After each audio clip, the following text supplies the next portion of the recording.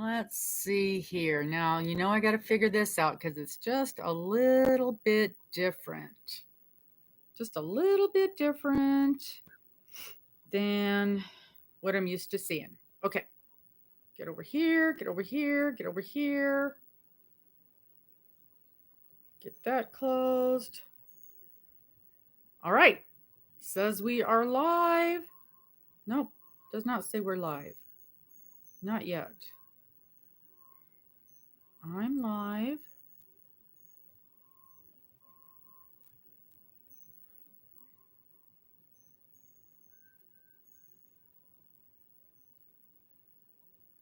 Says people are watching. Okay. Can you guys see me? Paula, Mary, can you see me? No, long time no see. Okay. Because that's weird because when I'm looking at it on my phone, I just see the picture that says upcoming. There we go. Had to refresh the whole refresh thing. All right. So I was going to do the all messages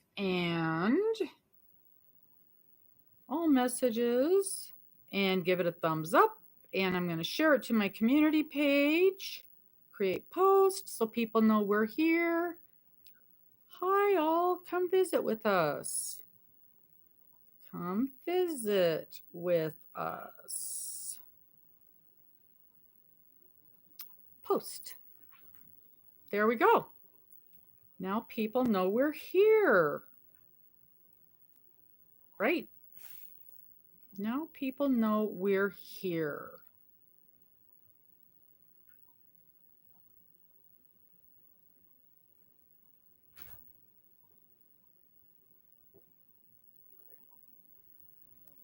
That's funny. That's funny. I tried to do a share and it wouldn't copy. Copy link.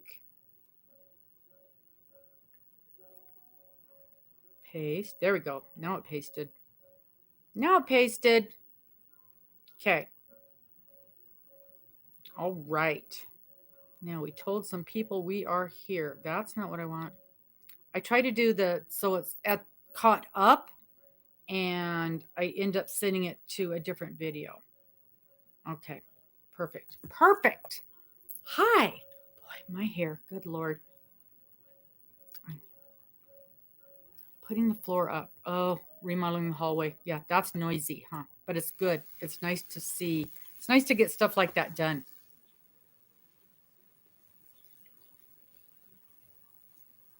Oh, so the puppy's not liking that. Got it. All right. So this is what I've been working on. These are my squares for the square exchange. I've got 3 done. And the square is called, it's a mitered square. You start down here and then you work up. Hello, Melissa. What kind of shows?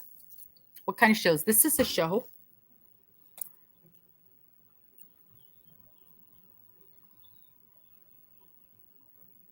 You're not going to do the square exchange? It's pretty. I've always wanted to do the mitered square. So I was when I saw this one, I thought, oh, this will be pretty because it's got a little bit of texture to it. You do the skips and you've got these are front post double crochets.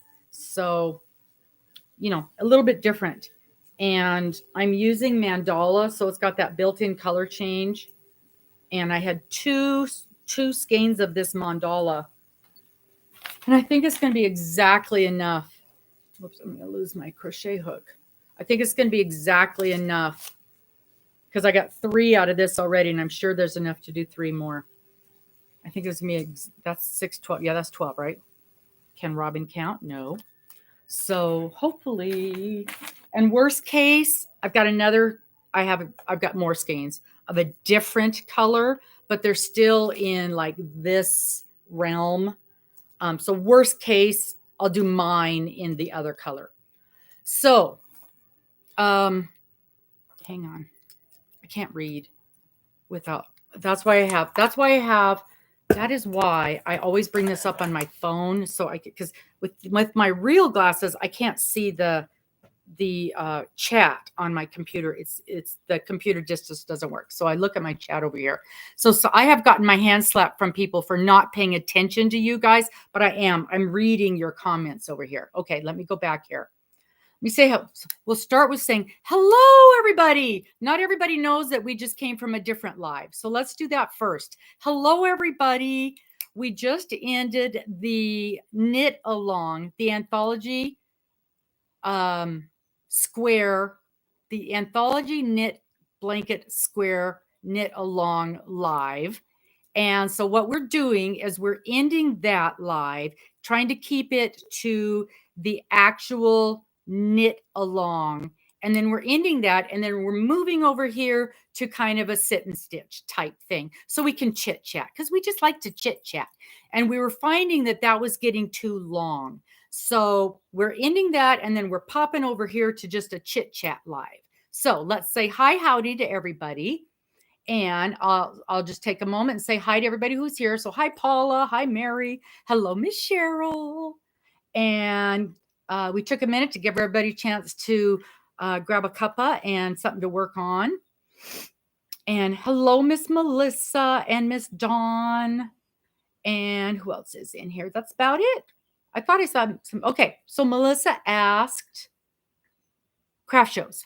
Melissa, are you from this area? Are you from my area? Or are you just asking in general? What else do I have going in my life? Yes. So, oh my gosh, that reminds me. How am I going to do that? I did not even think about that. Oh, I didn't even think about that. So yeah, we might have a situation. So yes, I am doing craft shows. I'm glad you brought that up. So when I do my craft shows, I partner with, oh, you live in Vermont. So Vermont, is it cold and snowy in Vermont? In Vermont is where they did White Christmas with Bing Crosby. And who was the dancer in White Christmas, mister? Well, one of them was Danny Kaye, and one of them was the woman. Register. The woman. Oh, the woman? I don't know what her name is. You're terrible. Anyway, Bing Crosby is from Spokane. Mm-hmm. So I partner with a gal who makes the most amazing cookies. And the name of her business is, I just call her Cookie Jen. But she has a name. What is the name of her business? It is, yes, Cookie Jen. Because I have another friend named Jen. And so I have Jen and I have Cookie Jen. The name of her business is, oh my gosh. Anyway, she makes amazing cookies, really good cookies. And so she and I always share the cost of the booths, which makes it wonderful. And so, yes, we weren't sure if we were going to do spring shows because, in the fall, we were both exhausted and tired and had no interest whatsoever in doing spring shows. Well, by the time we were done with the last show, we're like, well, maybe we'll do a spring show. So we signed up for one show because it's a big show. And we were surprised we got into it. And it was in May. So it was far enough away. And actually, I want to say that we got, oh, Kaylee's on. Hi, Miss Kaylee. Grandpa is dressed and getting ready to go check on the chickens. I did them. Oh, he's already checked on the chickens. Did we get any eggs from one egg? Okay, so the girls are not doing much yet. So we got accepted into the first big show in May, and we got accepted clear back. It was like the week of New Year's, I think. And then she got a notice that we got accepted into another show, and it blew us away because it was like the biggest high school show in the area, the hardest one to get into. And we were like, oh my God, oh my God, oh my God. And you're where? Here, like at my house, you're here, Kaylee? I think Kaylee's outside. Not that I can see. She said her and the baby are here. Go outside. I just come in. Well, go back outside. No. Oh, okay. Oh, they're here on. I see. Well, they're outside looking for you, Kaylee. Hello, Miss Isabella. Hello. They're here on. They're on the show. Oh, on the... They're watching. Come on, kitty. Hello. Kitty, kitty, kitty. So those are my grands. I've got my grands on here. Miss Isabella got one of my my brain. One of the hats that I made. I want to say Disney, and that's not right. What am I trying to say? Your chicken hats? No, not the chicken hat. Your Sesame Street hats. The Sesame Street hats. Yes. Okay. So then we got accepted into a third show. So we went from 0 to 3. So we are in three spring craft shows. So we are in 2 high schools. I guess I can say them. I guess it doesn't matter. We're at Central Valley High School. We're going to be at Shadle High School, which is the one that's almost impossible to get into. And then we're going to be at one of the colleges, that's Spokane Community College. And it's a huge plant show. And so we're in that one. And very excited to be in that one as well. That's a 2-day show. And I think the other 2 are 1-day shows. Let me look at my calendar. They're in March.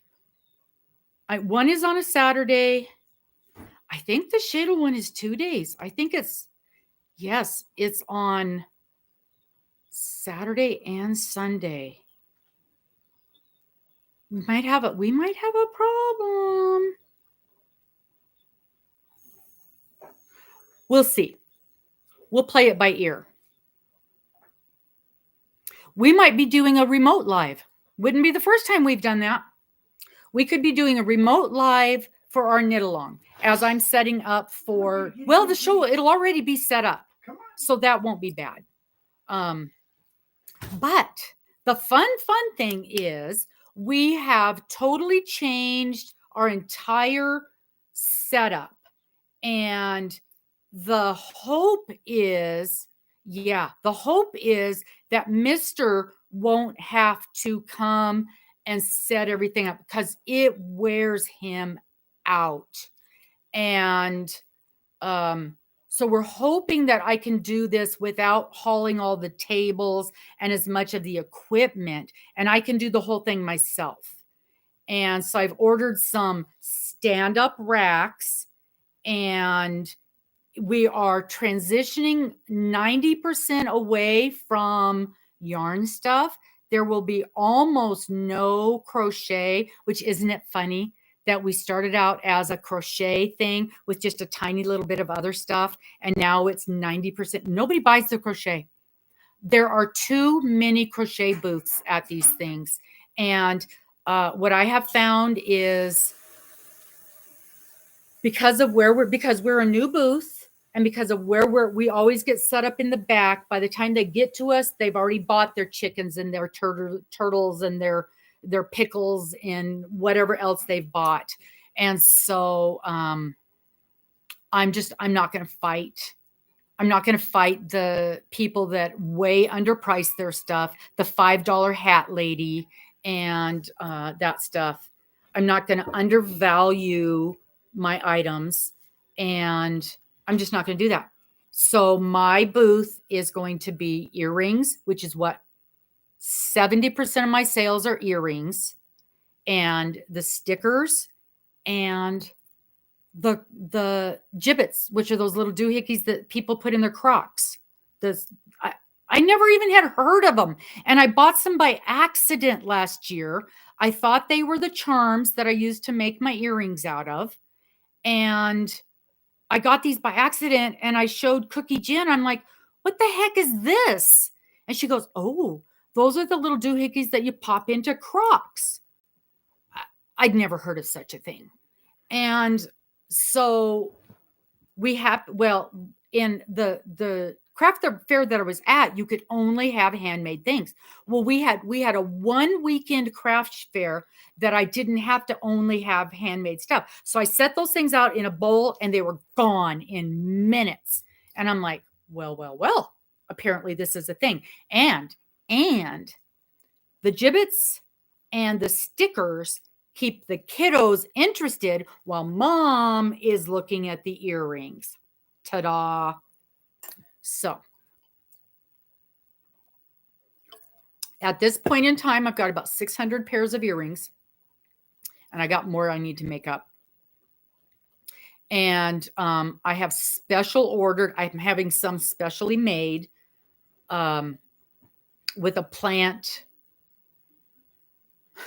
feel, a plant, lots of leaves and things like that. And so I've got to get those made up, but they haven't got to me yet, but they will be. And so I'm going to display them on the standing racks, and they'll be a lot easier for me to transport. And very little, if any, crochet. So what a difference a few months make. But so that's where I am on the craft stuff right now. And it's going to be weird not taking yarny stuff. I do have a few of the tote bags that I made. I've got a few of those left. And it's so funny because at the beginning of the season, those things sold like hotcakes. Could not keep them in stock. By the end of the season, couldn't give them away. But I'm going to, again, on these racks that I have, I'll be able to display those easily. And if they sell, they sell. And if they don't, they don't. And so I'll have those up there also. Why can I not think of her name? Tailored Treats. Tailored Treats. That's the name. And they're she's got hand dipped chocolates and really good, high quality, made with real butter. In fact, her slogan is made with love and butter. They're so good. Her cookies are so good. And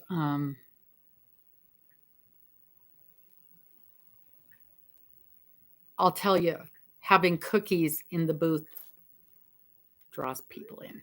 Really does. Really, really does.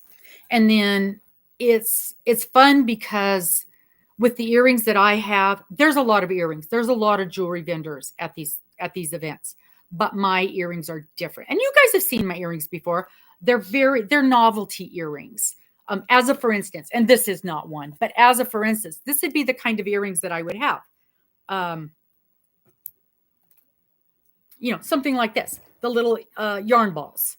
I have conversation hearts would be earrings. I would have sports type things, a baseball bat and a baseball. I have tons of Christmas earrings. I have novelty earrings, where most of the other booths, and I have a handful of nicer earrings, but the majority are $8, and they're all $8 across the board, except for my one tiny little rack with about 10 pairs of sterling. There's completely sterling silver with some turquoise, that kind of thing. A little bit nicer earrings. But across the board, they're mostly $8 a pair. So, you can buy a pair for your coworker, for your kids for Christmas, for your kids for her birthday. You can buy a pair for Valentine's and for birthday and for Easter and for St. Patrick's, and it's no big deal. A lot of the other jewelry vendors at these events have beautiful. Oh my gosh. When we were at the high school, Kaylee, the high school where your brother goes. There's the cookies. There was a lady next to me, and she had these gorgeous, they were gorgeous earrings, and they were made from pressed flowers, and they were pressed in between, I don't know, something. And then they had this metal wrapped edging on. They're $35 a pair. Well, you're not buying that for your 10-year-old, your 15-year-old. That's a very special gift for someone. And maybe you're buying one pair of those as a very special gift for someone. Well, you're coming to me and you're buying 2 or 3 pairs for your girlfriends or for stocking stuffers. That's the difference. So we're a totally different demographic. And it wasn't unusual for people to buy 2 or 3 pairs. And, I've got the earrings for the Grinch and, that kind of thing. So I love it. And I'm a lot, and I do this on purpose. A lot of my earrings, I have 1 pair up, maybe 2. Because I don't want 400 pairs of the same thing. I want 400 different pairs. And people will tell me, do you have, well, yes, I do. I have a pair of anatomically correct heart earrings. I have a pair of kidney earrings. I have a pair of lung earrings. Why? Because somebody's daughter is a doctor who specializes in this. And so I found a pair of earrings for that. I have a pair of keyboard earrings. I have a pair of saxophone earrings. I don't need 10 pairs of those. I need 1. So, and that's how I made my niche. And it seems to be working. So yeah, these are some of the cookies from Cookie Gin. These are a gingerbread cookie. I've got a few in my freezer. These are her buckeye. Oh, these did not freeze well. When chocolate gets cold, it gets funny looking, but it's still delicious. These are her Buckeye Rice Krispies. So they're the Rice Krispie things with chocolate peanut butter. And that funny looking stuff, that's just from being in the freezer. So I've got a few left over. Super good. And she only charges $2, either $2 or $3 for these, I think. I think it's $3. Yeah. Very, very reasonable. That's creative. Yeah. Put these back. Got it. So that's what's going on with the craft fair. I don't know if we're going to do any more than those 3. That's 2 in March and 1 in May. Good morning, Mama Gwen. And that's a lot. I don't even know if they have any in April. We've not done spring shows before. Well, last year was the first year I've ever done craft fairs. So I don't know how the spring season goes. I think there's one at the high school up here by me. Kaylee, do you know more about, I really don't.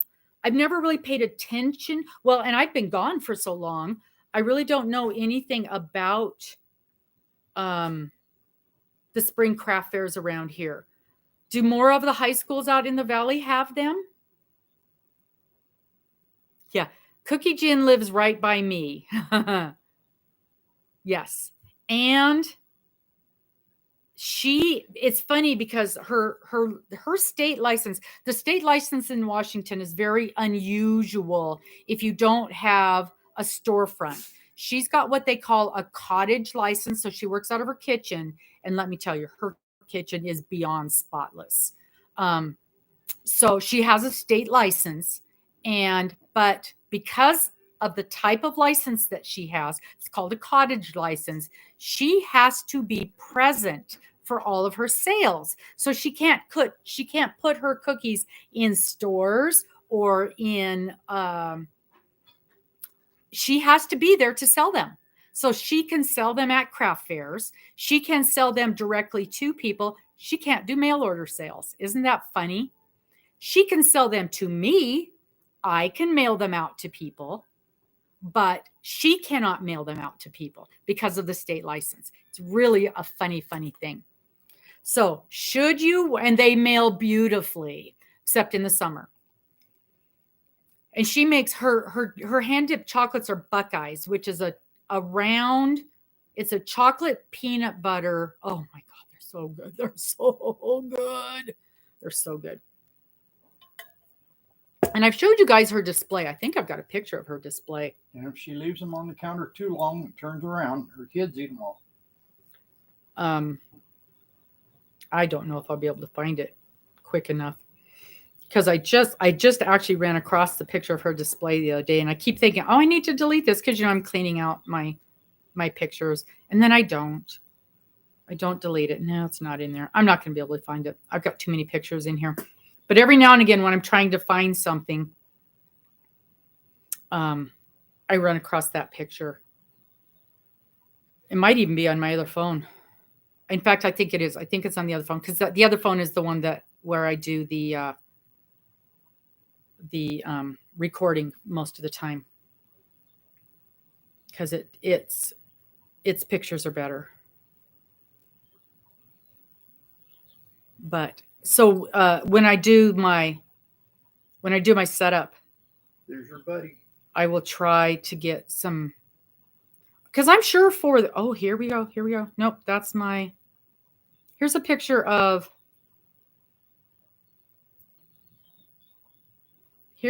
so this is how I had my setup done.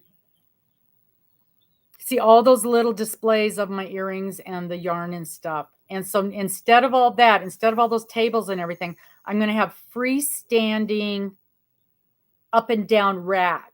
And I'm going to attach the earrings to that freestanding rack instead of setting on a table. And I think it's going to have the earrings less scrunched together, so they'll be easier to see and easier for me to take in and out. They'll stay on that rack, hopefully, so I won't have to set those up every time. Yeah. But yeah, I'll find out about shipping, Cheryl. Shipping to you could be a problem. I was thinking that was Mama Gwen saying that. Shipping to you could be a problem. Oh man, they're so good. Let me tell you what, they are yummy. But yeah, so that's the story on. That's the story. Oh, it's got flip to top messages again. I wish it would not do that. And now it won't even let me. There we go. All messages. Okay. That's the story on craft fairs. So sometimes, and that's just down the road. It seems like a way far away time, but it is not that far away. And I've got to get going on. Well, and I've just ordered those racks because the one that's coming right up just got booked like last week. And so I had till towards the end of March to get going on that. And now I don't.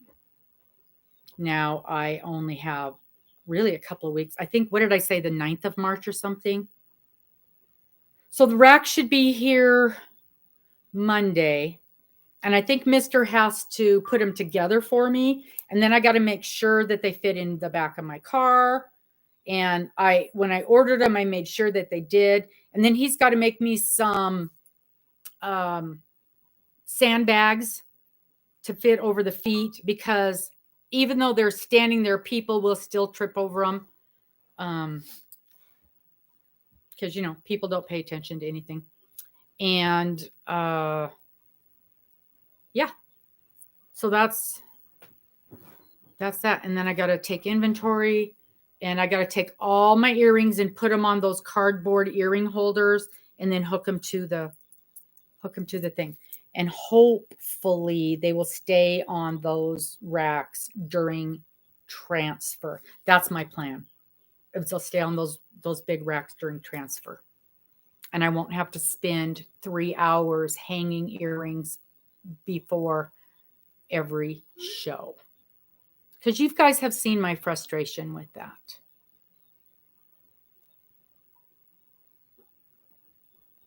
Yeah.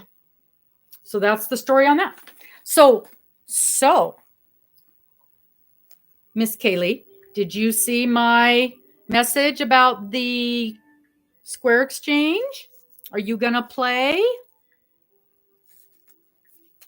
Miss Kaylee is one of my grands. In fact, she's the oldest. Second oldest? Oldest. Yeah, because she's older than Josiah.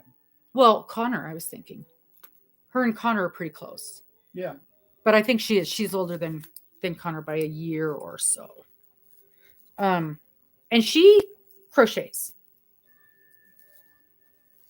So I think you should participate. Although, to be fair, she's got 3 littles at home, and one is a baby. And we all know how much of a handful that is. All right, now what have I done? Here it is. What have I done with the crochet hook? With the crochet hook.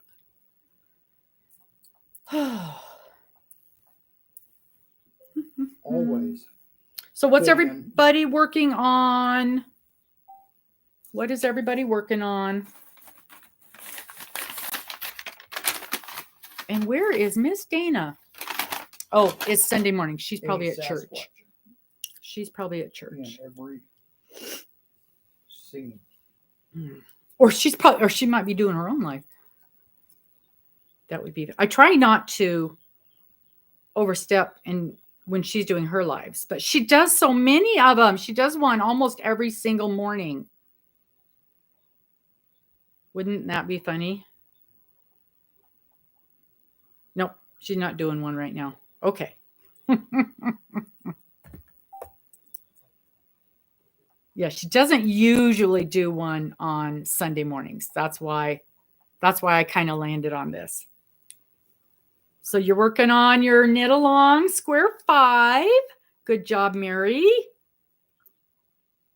And Mama Gwen's doing your baby blanket for granddaughter number 14. That's a new grandbaby, right? You just had that grandbaby pretty quick or just recently? Sasquatch. Hello, Linda. Linda's working on a diamond painting. She just told us that. What's the design on your diamond painting, Linda?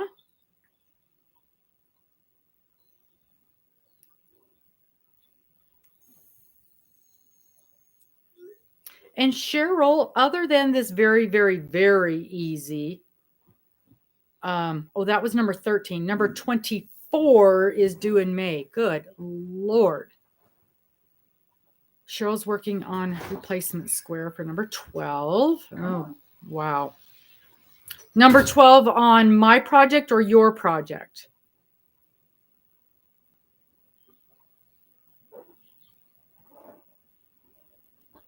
$14. Oh, okay.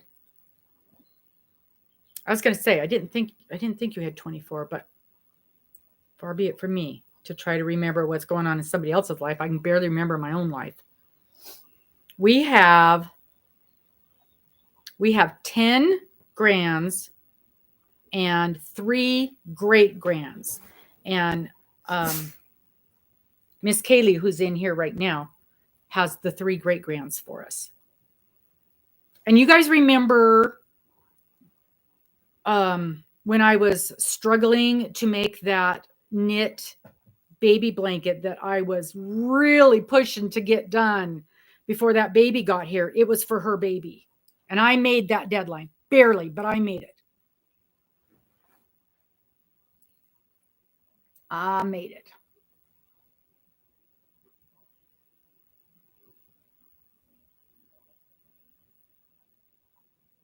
Oh, so your yarn's a little dark for those triangles. I wonder what color mine is for the triangles. Turn that down. Let's see here. Mine is the pumpkin. So it's going to be, it's a little, well, it's not too dark. It's this color here. It's this color here. It's the same as that color right there. I think it'll be okay. I think it'll be okay.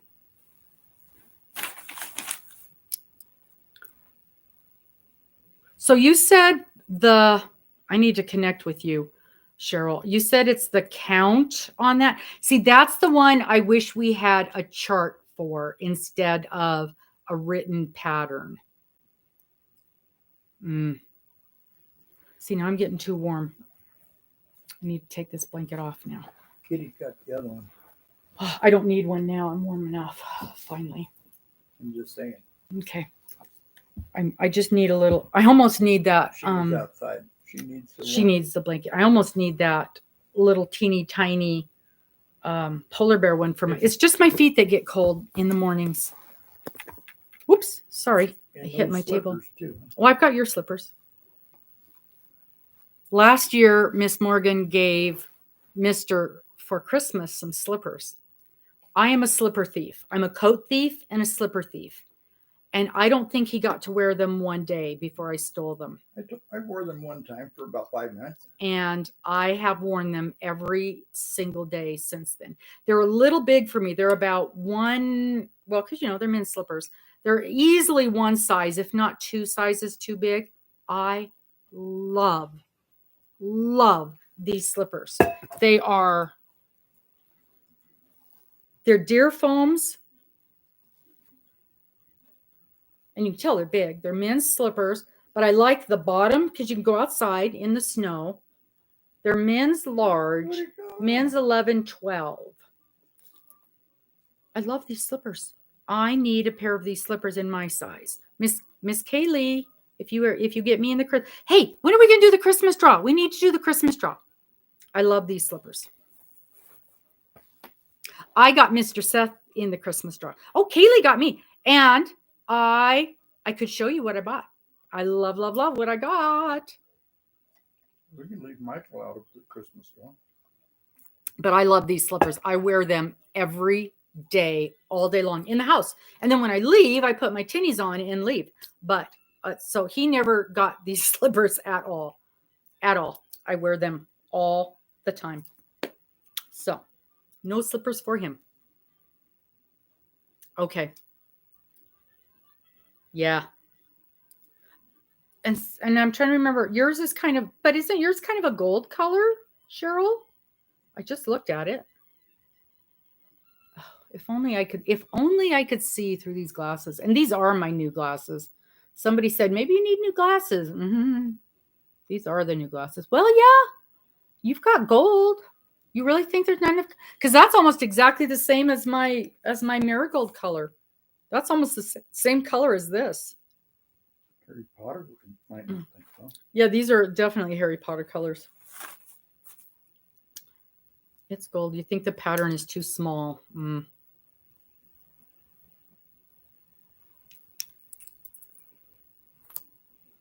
I gotta go back. I'm just gonna have my thingies changed.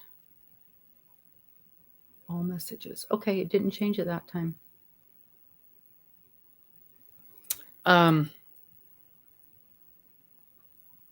This pattern that I'm doing for the square exchange.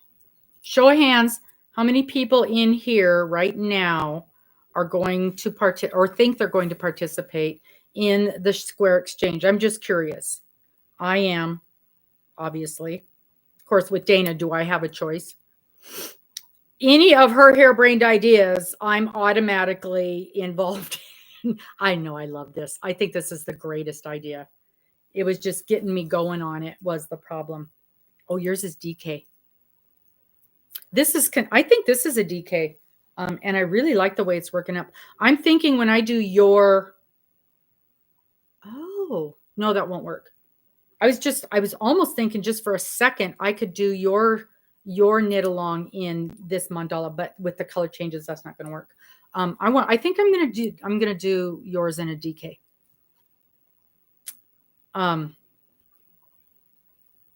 So who here is going to do the square exchange? Cheryl can't, can you? Because it would cost too much. I'm curious, Cheryl, How much because I think, and I don't know this, I may be speaking out of turn. How much does it cost to mail things to you, Cheryl? Is because I have heard that it costs more to mail stuff to Canada than because Miss Cheryl lives in Australia, and it actually costs more to mail stuff to Canada than it does to Australia. So we have priced this out, and almost anywhere in the continental US, it's less than $3 to mail one of these blocks. So you're mailing 11 of these. So you're looking at no more than $35 for the entire project.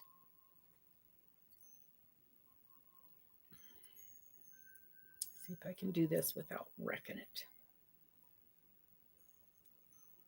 I'm curious, Cheryl. I want to know what it would cost to mail that to you. 1, 2. Yes, 1, 2. I almost have this memorized except for the first 2 or 3 rows. The repeat, it's a 4-row repeat, and that I have memorized. It's just the first 2 or 3 getting started rows I don't have memorized.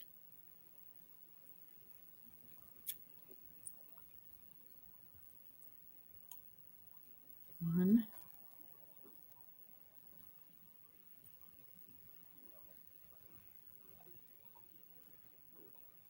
Do I do 2 here or 1 here? See, this is what gets me every time.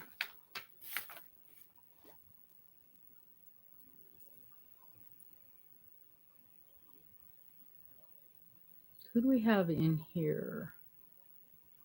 So who's still here? Everybody who's still here, say hi. I feel like I've lost everybody.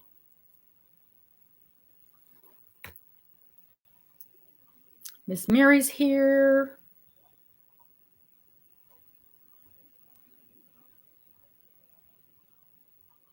To the US, then from the... Wow, $70. And it was 4.5 pounds. Good Lord.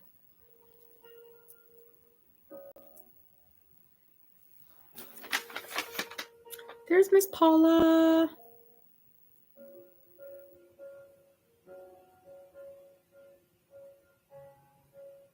Okay.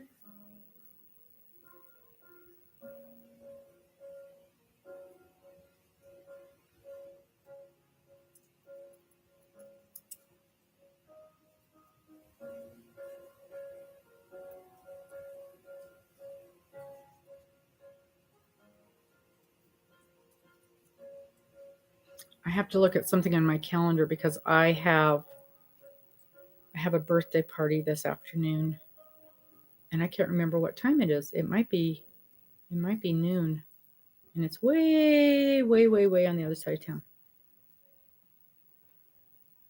And they might actually expect me to be, dressed. I don't know why they think I should get dressed to go out in public. That's just silliness. Oh, okay, 45 US. Okay. Yeah, that's not horrid. That's not horrible.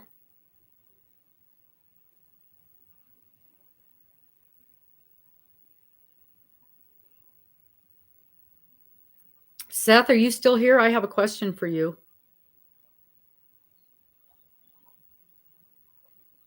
I bet you they're not here.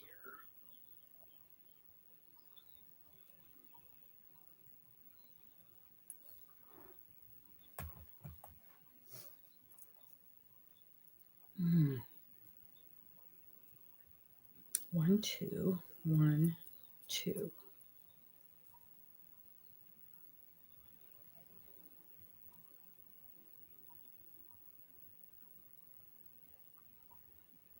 Nope, that's too many. That's what I did wrong. C. There.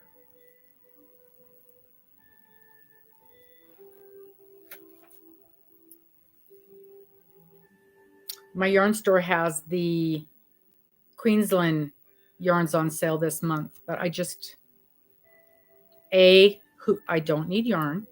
B, I know I'm going to spend my allowance on the yarn for that shawl.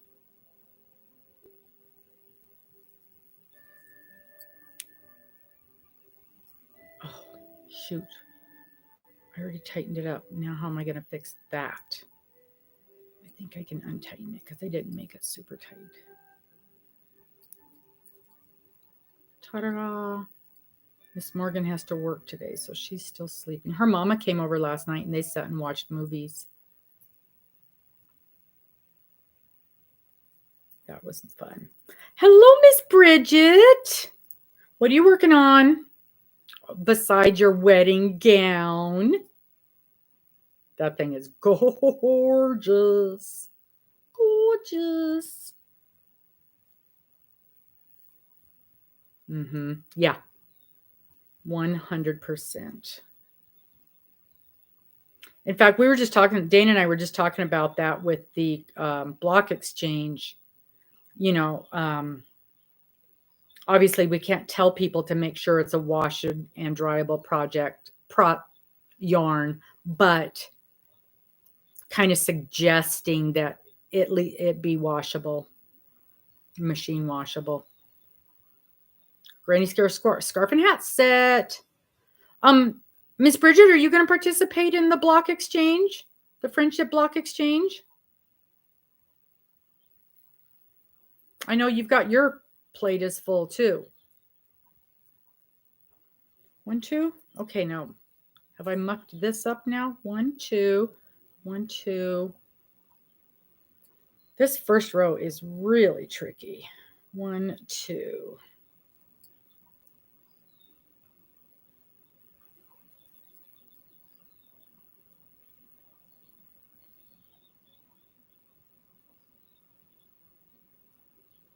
I think that'll work. I think that'll work. 1, 2. Where's my 2? Uh-oh. Are you having surgery or is Mr.? Is the king having surgery? I have been working all the time, so I have not gotten to watch any videos. Oh, the king is having surgeries. How's his heart doing?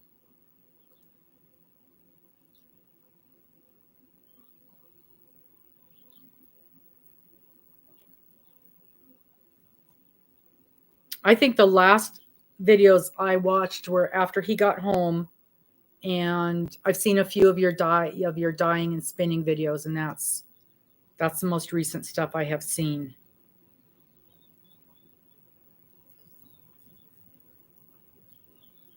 Okay.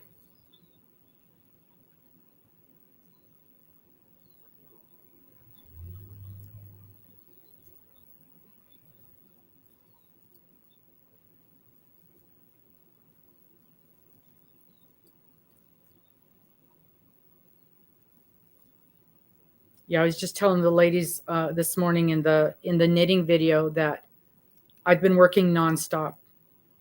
Oh, they're going to put in a filter. Okay. Yes. Stem?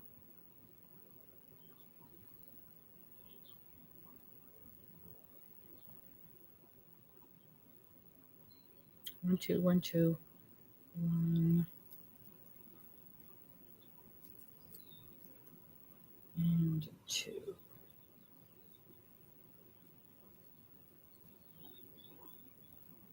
3, 4. 1, 2, 1, 2, 3, 4. Okay. Hello, Miss Samantha.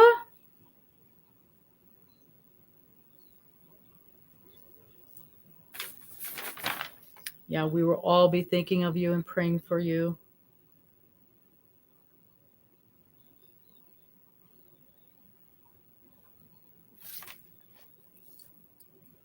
I'm doing well.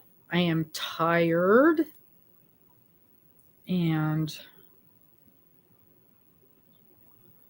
happy and busy working on my squares for the block exchange.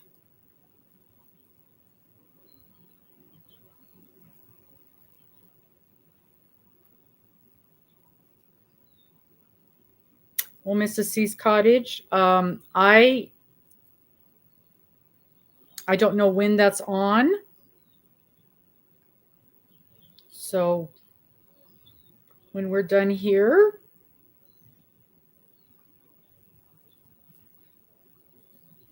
People are certainly welcome to go over there.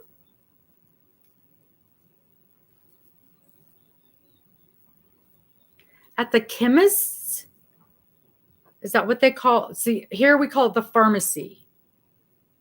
Filling a prescription, the shop assistant said she was home knitting. 18 alpacas and spins her own yarn. 12 Eastern, 12, 11, 10, 9. So that's in about 15 minutes. We'll probably still be on here then. We just got started on here.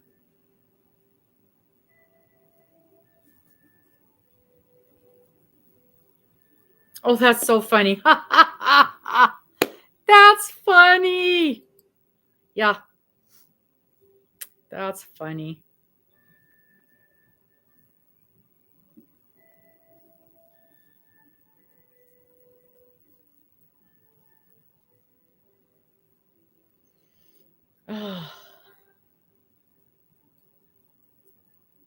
It is, and it's just like we were talking about with the two yarn stores that I have in town, and both of them selling spinning wheels.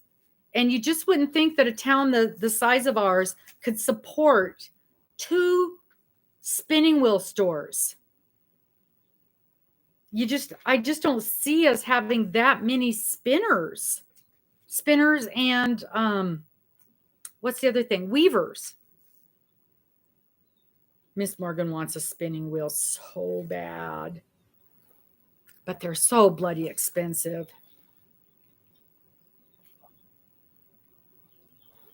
But she's she's got that drop spindle. She's really enjoying playing with that. Really, really enjoying that.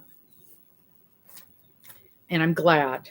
I'm really, because sometimes you get something and you think you're going to enjoy it and you're like, oh, this is miserable.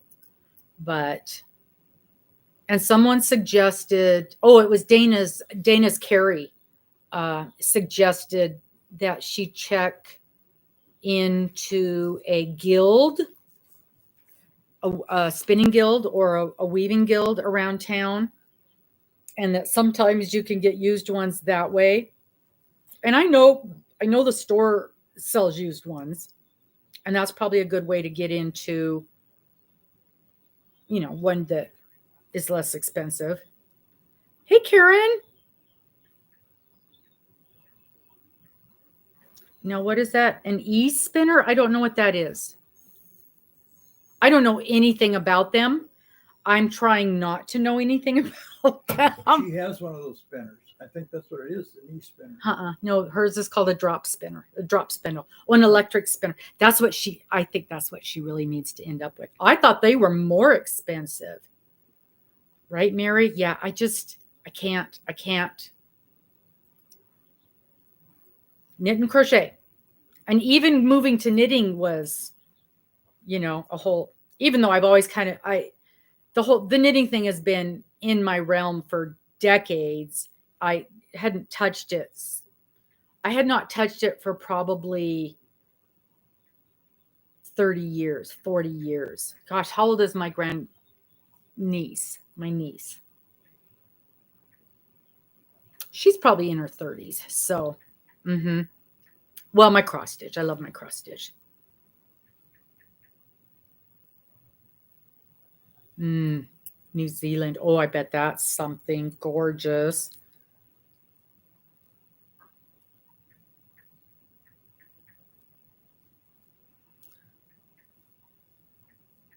Sewing is much quicker. And I was a prolific quilter. And even that, it's the same thing though. Then you've got to buy all the different fabrics and all the different tools. There's a lot of little gadgets. There's a lot of little gadgets with quilting. And I don't have the space. I don't have the space. I used to have an entire room. It was one of the kids' bedrooms. So it was probably 12 by 12, 10 by 10 bedroom that I had my sewing stuff in. And it was wall to wall, floor to ceiling fabric. And I just don't have room. So when I moved in here, it was yarn or fabric, and yarn won. And so I don't even have my sewing machine set up. It needs to go into the shop just to get it cleaned up and tuned up, just so I have it for, when I want to repair something, fix a seam or some little thing like that. But I have a friend who's a very, very good seamstress. And if I need any little thing done, I would. Well, see, my fabric stash was what my yarn stash is now. I never had yarn like I do now. I would buy yarn for a project, and that was it. I don't know how I got overtaken by yarn. And I've always crocheted, always, but it was like one thing. I'd work on one blanket or one hat. Well, I never had time, for one thing. Well, because I quilted. I quilted and I cross stitched. Cross stitching takes up as much time as knitting. Yeah, cross stitch is slow like knitting. But those were my two things.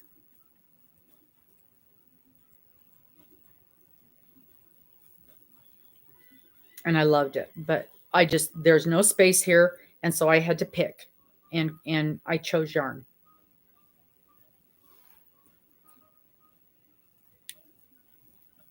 And honestly, oh, I know, the yarn, the online shopping. Yes, yes, yes. That's true too. You are absolutely right. You weren't as inundated with the choices and the options and the sales. And, at 5, 6, 10 years ago, Joann's was it. We might have had Michael's, but I don't remember Michael's having the selection of yarn. I went to Joann's, and we didn't have Hobby Lobby. Hobby Lobby just popped up here was it even here before we left? I don't think it was. Yeah, it just got here though. So we did not have Hobby Lobby when I was crocheting before. I went to Walmart or I went to Joann's. Those were my options for yarn. I didn't have a clue about online shopping, or that was only for the good yarn. And I didn't have the money for the good yarn. I still don't have the money for the good yarn. And gosh, I've got a knot. I've got a knot. There's a surprise. So I never bought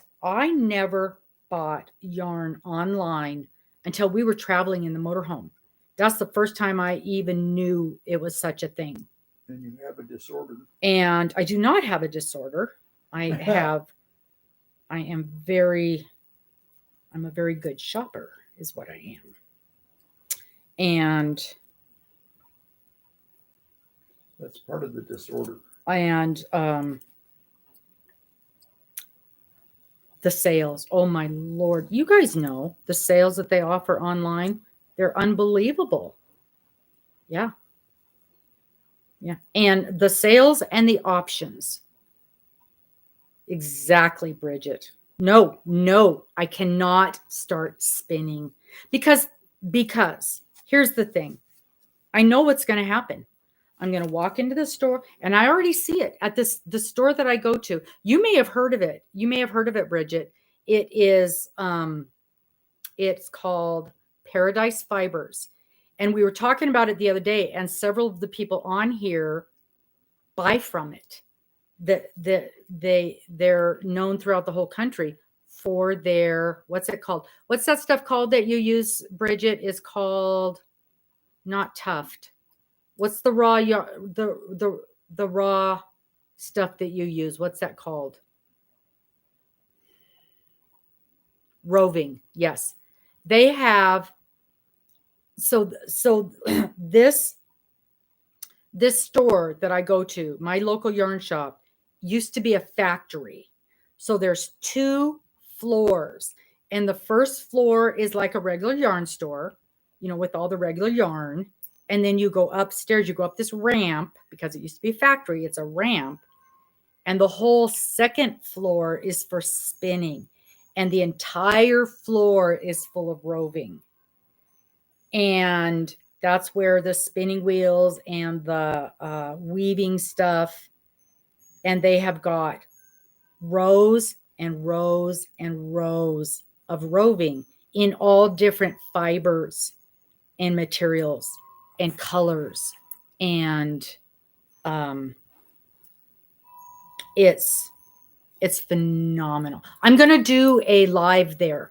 I'm going to do an interview and a tour in a couple of weeks. I talked to the gal last week or 2 weeks ago when I was there, and she's real excited. So I'm going to wait till it warms up a bit. It's really cold in there because it's so cold, and because it's an old factory, it's really hard for her to keep it warm. But so we've decided a day of the week. In fact, since we're doing that class in there, we're going to be doing that knit along. I might do it on a Sunday before the class. Yeah. So anyway, that's going to be real exciting. And I guess it originally was a bakery. And there's an area that you can go in and you can still see the built-in ovens are still there. So it's just got a super cool history there. But Pizza oven. Not pizza ovens, bread ovens.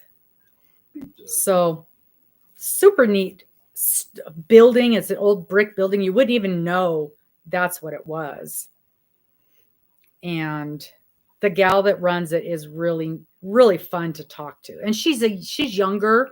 She's probably mid-30s. Her dad owns the business and the building, but she runs it.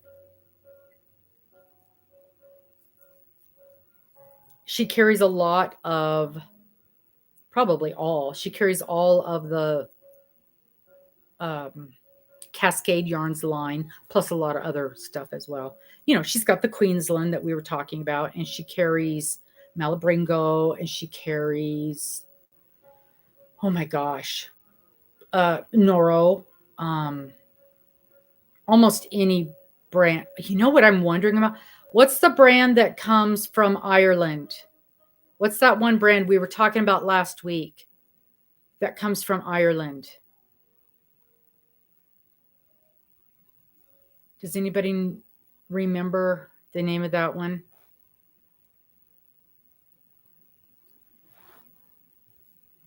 Oh, there you go. There you go, Bridget.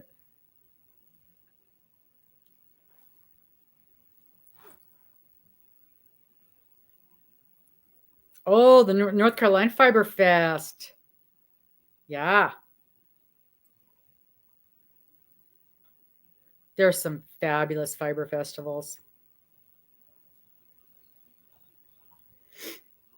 2 festivals ago, I happened on purely by accident. I was at my daughter's in just outside of Dallas. And so I got to go to the Dallas Fiber Festival. And pure dumb luck that I was there the weekend that it was there. And I went down to babysit. Her and her husband were going somewhere. And so I went down to watch the kiddos, and they hadn't left yet. And so I got to go down. I borrowed her car and went down for the day. And it was, what is it? Half an hour, 45 minutes from where she lives. And so I got to spend the day down there. Oh, how fun. Oh my gosh, it was fun. Pure dumb luck that I was there at that time. 1, 2. And so I picked up some lovely, lovely yarn and met some really neat dyers. one lady I remember in particular, she names all of her yarn after drinks. So she's got the daiquiri and the mojito, and then with each, when you buy each one of her yarns, you get a drink recipe with it. That was real fun. And I bought and see, now I could make it. Then it was like, but I bought this little knit hat kit because it was beaded. And she had all this glorious, glorious yarn kits. And they were all beaded kits.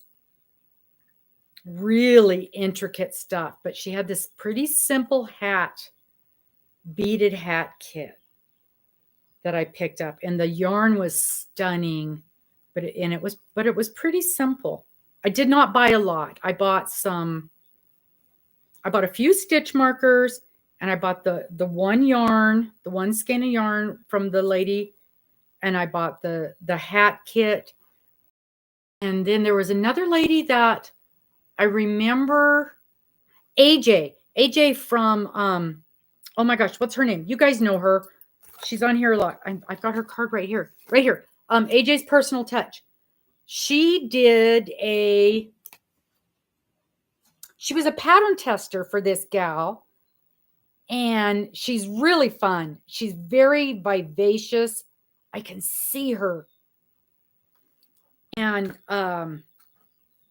she's very vivacious, and she's very like just really out there. And her yarn, she's from Texas, and her yarn is very bright and very Texas colors.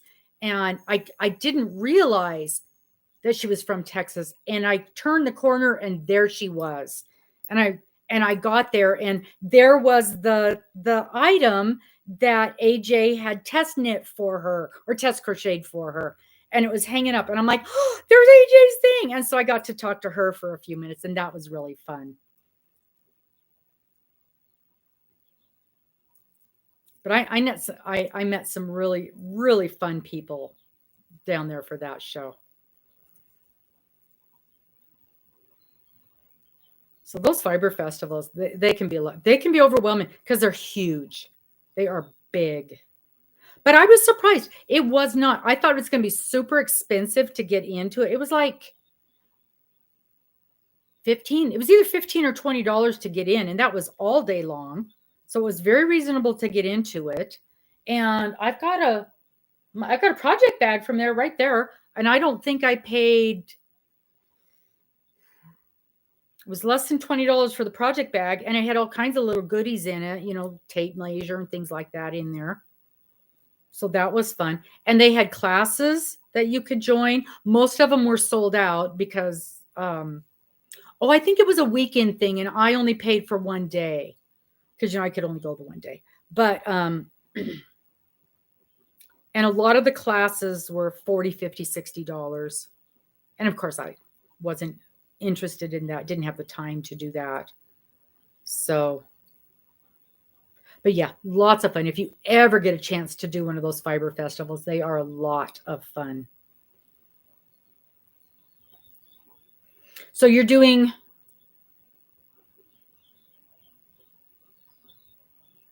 the looming. So you do the weaving. Is that what you're talking about? The loom weaving? You load it up. You put all the thingies up and down, and then you do the shuttle. Is that what you're talking about there? That's what Morgan wants to do. She's going to start with that. She's doing the little drop spindle, and then she's going to do right now her drop spindle yarn is very roaming looking, her yarn.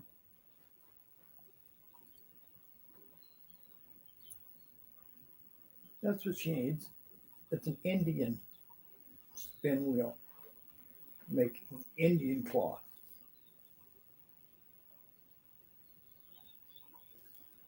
That's just the plans for it. You build your own. What is it? It's a spinning wheel. It's not a spinning wheel. That is really weird. Have any of you guys ever seen this? Look what Mr. just found. Have any of you guys ever seen this thing?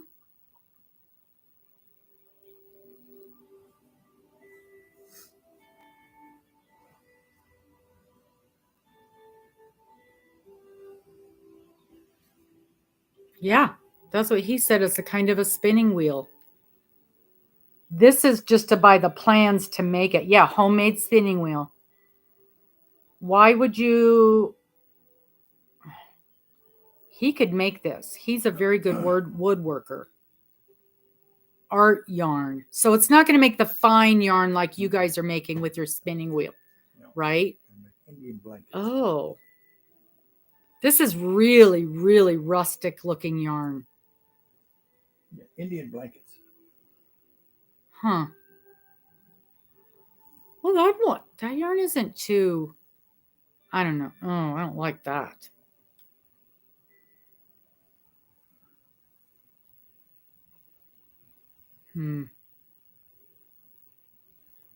What do you guys think? Is that something we would waste our time on? Art yarn is nice for weaving. Yeah, because look at this. They're showing it woven.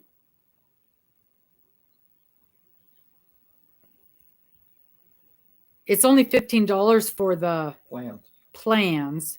I don't know if you can make, I mean, I know what you can make out there. I don't know if you'd have the materials to do all this curvy have to buy it. But kind of stuff. I have the bandsaw.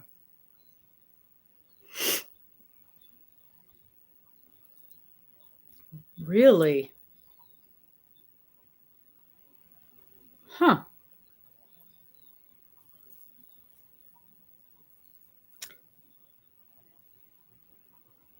Oh, I happen to have one, Bridget, sitting right here in my living room. You attach it to a treadle sewing machine, which we've got sitting right there, Yes. right next to me. It's my mother's great aunt.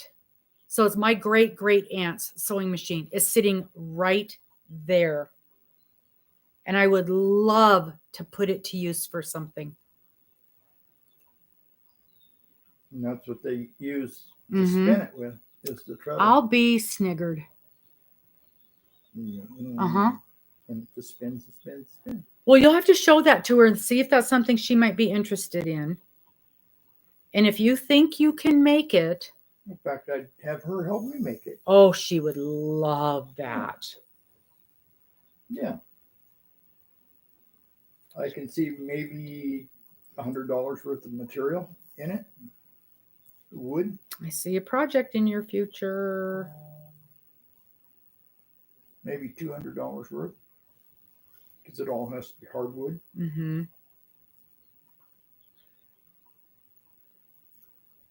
That's interesting. Yeah, I've never seen anything like that. Well, save that. Do you know how to save it?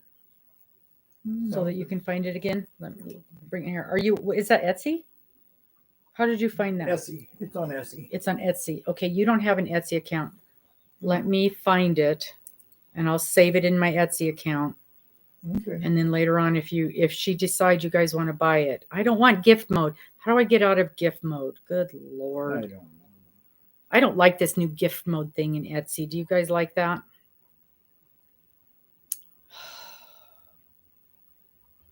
I want home, search for anything. And what is that thing called? I just sent it to you. Where did you send it to? Oh, I got it. Okay. Indian head spinning wheel. Okay, I can heart it. Boom. Done. Okay. Got it.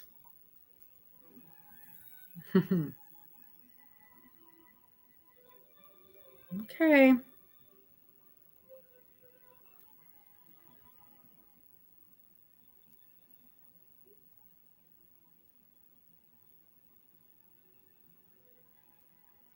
So, just disattach the sewing machine top. What's in millimeters, not inches? It's okay. We can Google the difference between millimeters and inches.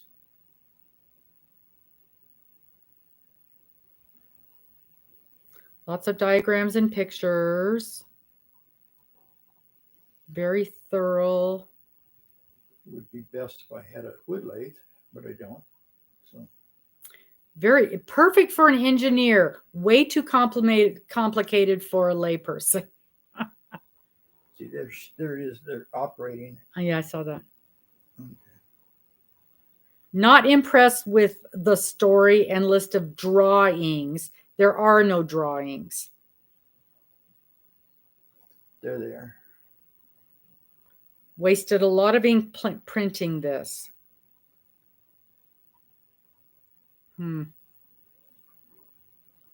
Can't get the file to open. Well, we'll see. We'll see. Look at all the cloth, the yarn that they made. She sells alpaca fiber and llama fiber and yarn. So she's got all kinds of stuff. Yeah. Interesting. Oh, build your own weaving. What are those things called? Carding machines. And they've got a lot of that stuff on here. Never in a million years would it have occurred to me to look that stuff up. Oh, it did me. Yeah, because you are a builder of things. I am not.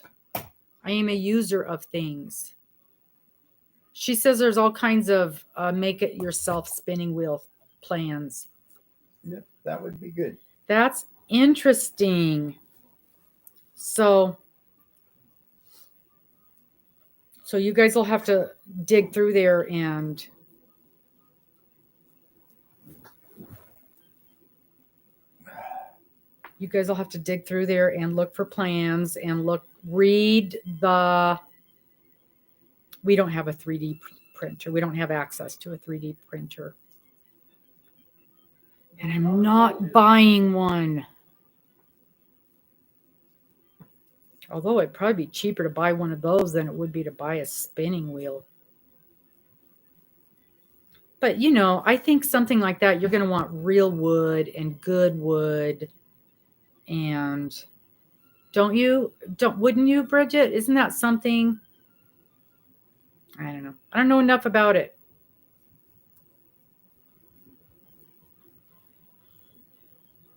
Seriously? I mean, it's just got to turn. I don't know.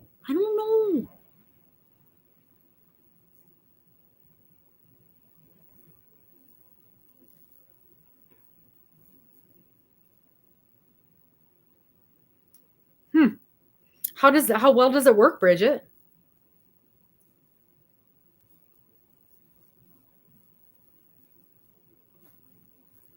Doesn't Macrame Megan have a No, she's got a 3D printer? She has a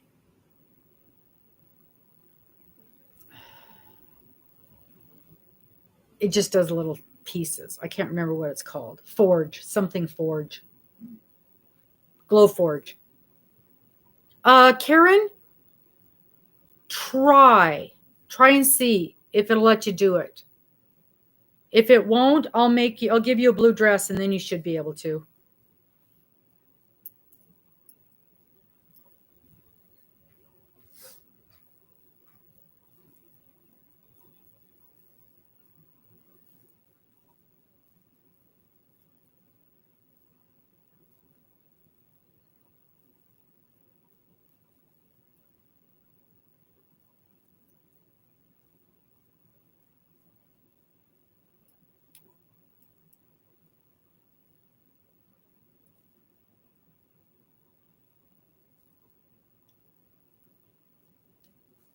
Let me know if it works.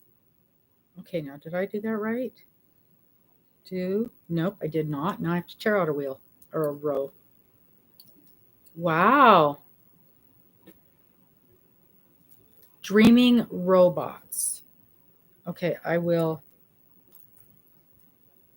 There, I screen printed it or screenshotted it, saved the photos. We'll look that up. Yeah. Dreaming Robots. Okay, we'll look that up.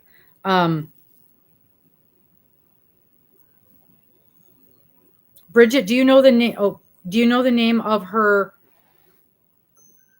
Do you know the name of her shop of her channel?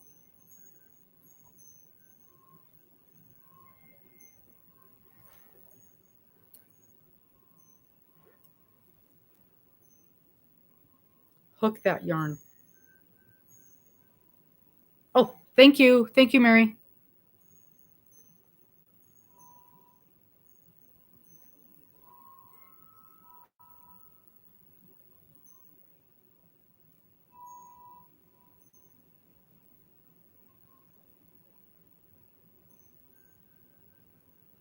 Wow. Look at all that fancy stuff. Yeah, this stuff is beyond shopping, beyond my, I don't even know what this stuff is. Fiber tools for fiber lovers. I'll send this link to Morgan.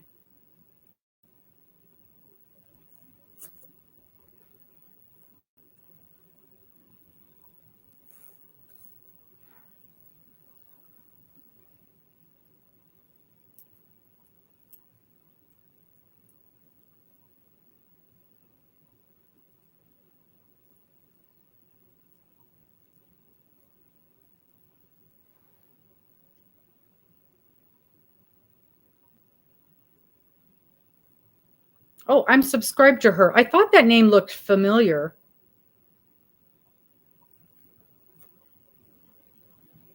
Ooh, that's a pretty hat.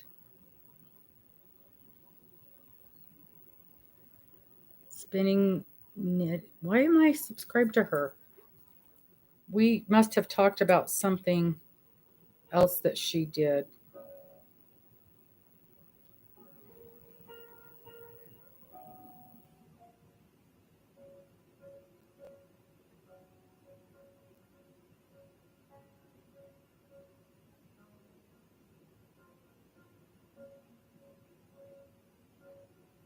She's part of the Things We're Making Thursdays group.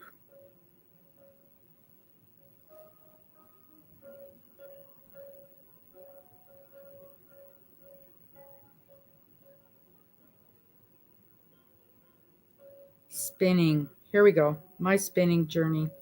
Oh, when is the 100-day project? Did it start already? Must have, because she's on. Oh, this is 24, not 23. Does anybody know when the 100-day project starts for 24?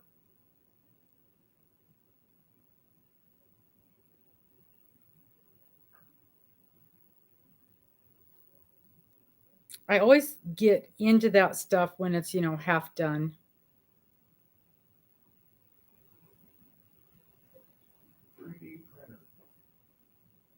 Math for crocheters. That's interesting. Yeah, she's got a my spinning journey.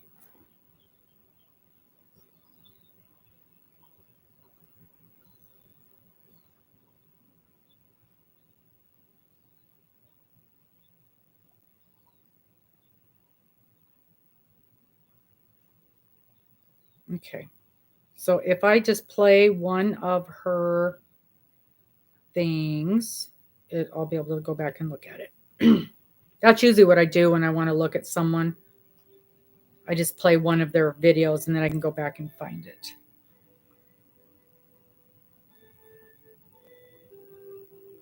Perfect. Okay. Now I'll be able to go find her later. Done and done. Done and done. Yeah, I have to go find that. Because if they can do something with PVC, which isn't going to be as pretty as a beautiful wooden spinning wheel. But it'd be interesting. And Morgan is definitely into interesting.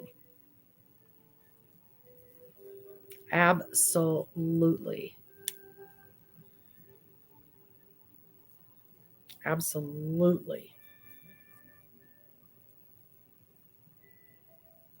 Two.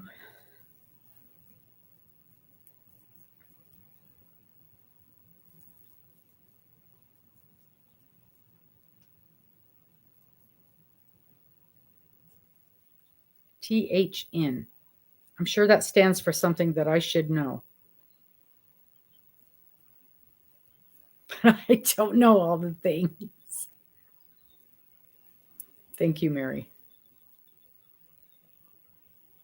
Karen, what are you working on?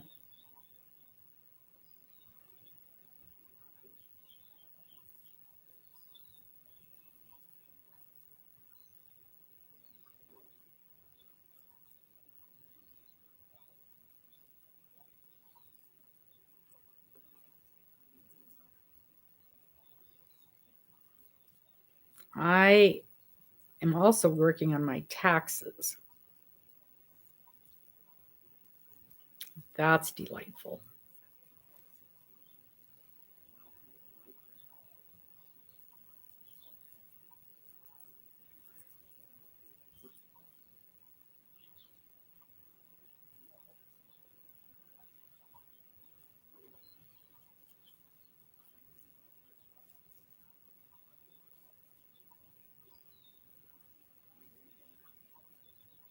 Oh, you're making a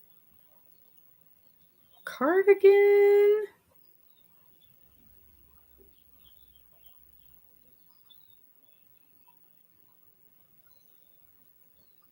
Arguing with autocorrect. Good luck with that. Good luck. That is a never ending battle. Excuse me. I don't know what's going on there.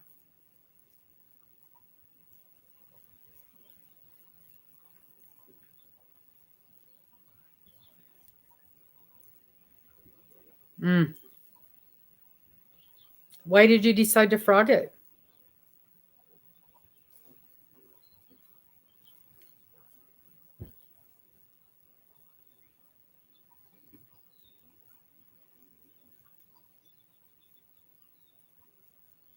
Oh, yep. I've done that a time or two.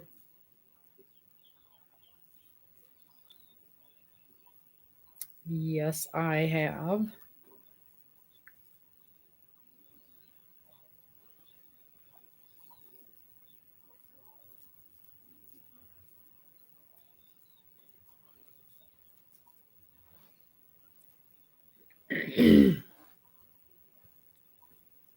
Like almost every time I go to do anything, I get in a hurry.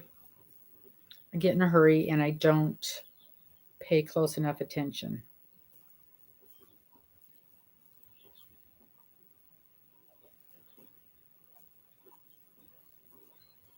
Now, which cardigan are you making?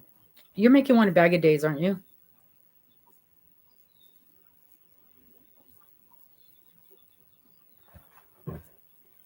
Oh, you're knitting something. Well, that would not be bag a day. She does not knit.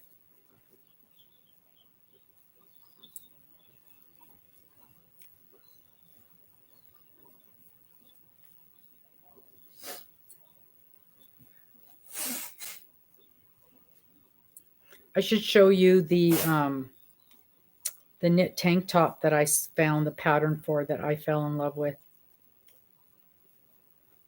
I guess it's tank top. Yeah, tank sweater. It's from the patterns from Cascade Yarns. I spent half an hour on the wrong website trying to find it. And then I found it.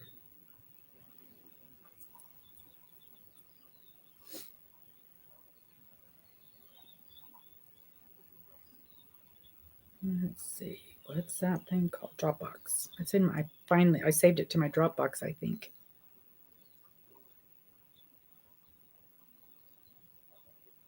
Oh, there. Wait. There it is.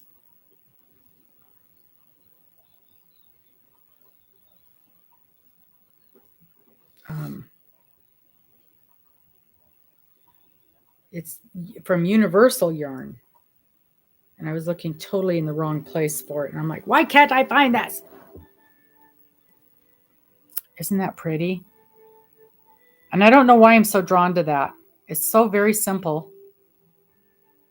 Oh, you're doing one of Marley's. Yeah, I have problems following her patterns. Really simple. And it's made from 2 balls of sock yarn.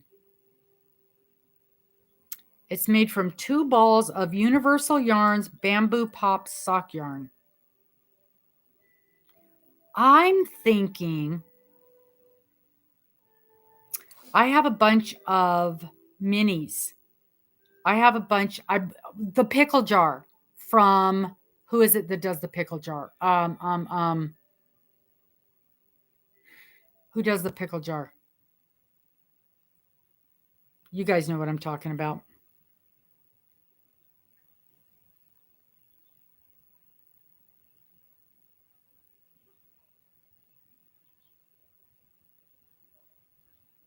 Pickle jar yarn. Let me call it yarn. Aberdeen wool. The Aberdeen wool pickle jar. I have a bunch of, I've got 2 of those. Yeah, Aberdeen wool. See, at first I thought it was a Jimmy Dean pattern, and I was digging and digging and digging. I'm like, why can't I find this? And it was the other one. And I was just wondering if I couldn't use my pickle jar yarn and make that. Because doesn't it have the same feel?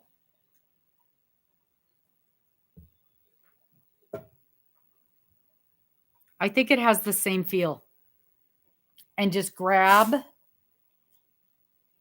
the, it wouldn't be, I wouldn't make it completely random.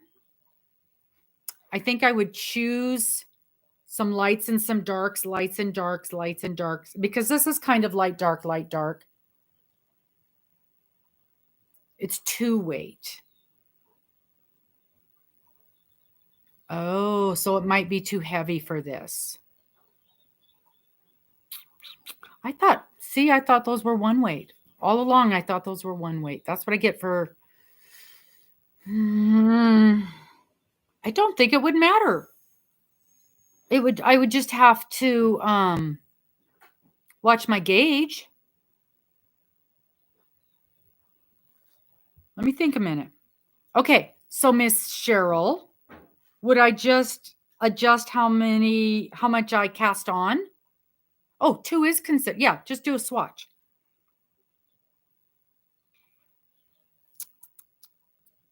Because they're using a circular needle. And the gauge is, I could just check my gauge and you do it. Yeah, this, because the tank, it's just stocking at stitch. A-line shape, bamboo pop sock yarn. Let me look that up and see what the weight of it is. Knit in the round from the bottom up. Separate up here.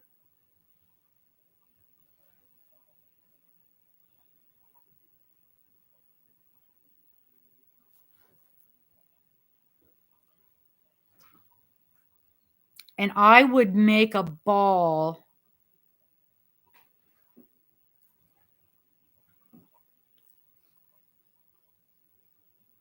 I'd make a magic ball out of it.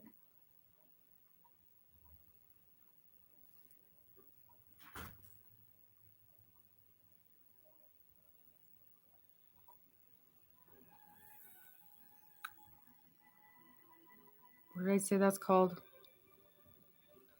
Universal Yarn Bamboo Pop.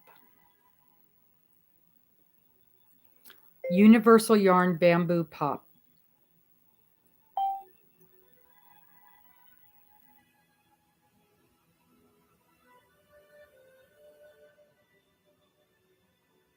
Oh, they've got a lot of pretty colors. They're calling it a number 3 light. That's weird for a sock yarn. Isn't that weird?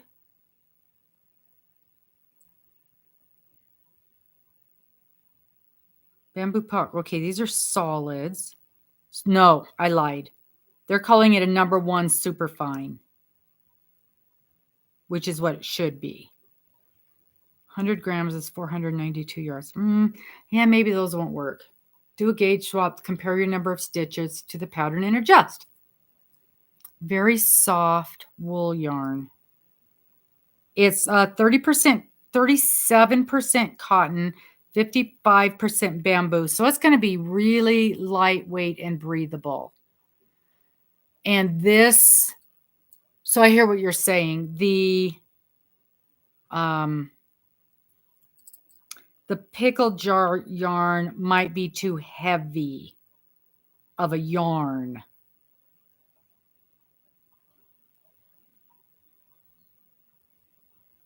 Because it's 80% super weight merino and 20% nylon fingering weight. It should be the same weight.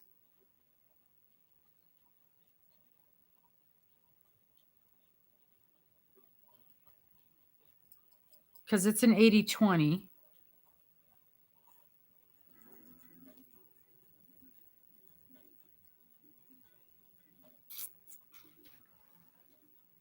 But the bamboo cotton is going to be cooler for a summer sweater. Right? Right, Cheryl?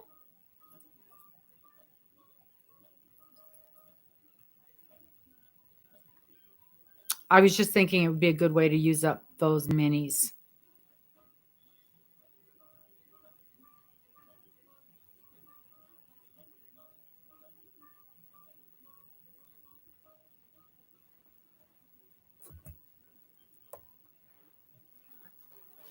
Yep.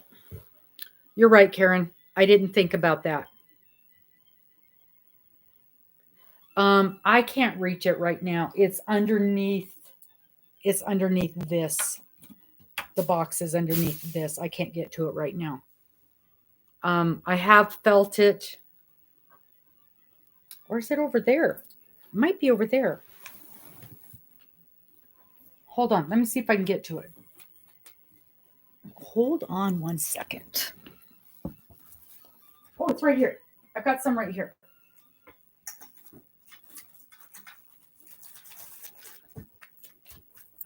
I forgot I had taken it out to do something with it.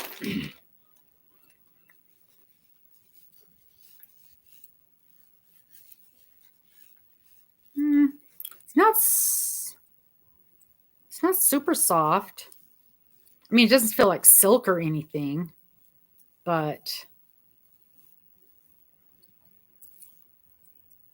I mean, you know, this is much rougher.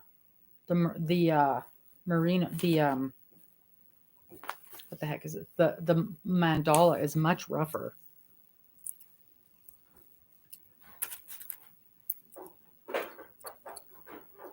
It's pretty soft. It's pretty soft, yeah. It's not like the Malabrango.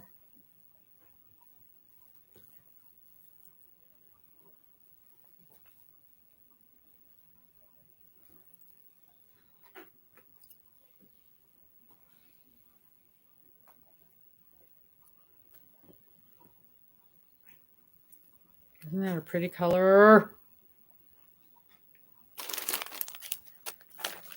See the colors in there?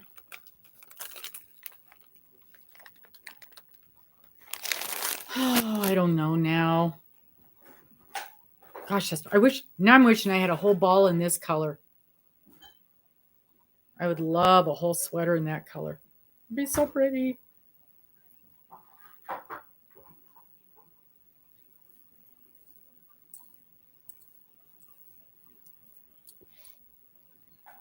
That's true. Might get softer with wash, but pattern not for an overshirt.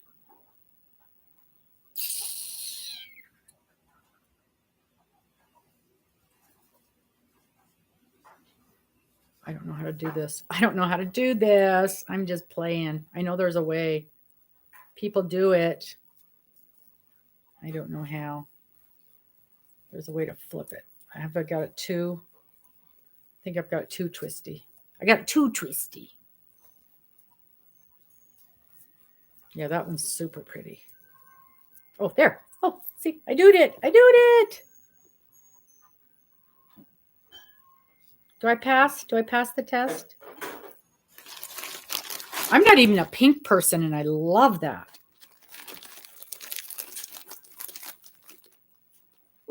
You know what? Now that I'm thinking about it, now that I'm thinking out loud here, Miss Amber made a sweater out of hers. And she loves it. But I think she made it as not a cardigan. She made it as a pullover.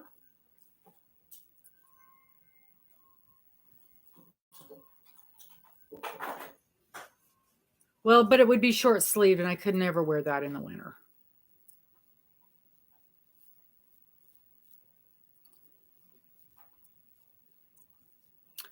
You know what I have? I was just thinking a way to use these minis. I've got a bunch of cotton from Hobie. It's not, I don't think it's a blend, but it's probably a 3-weight, but it's pretty thin.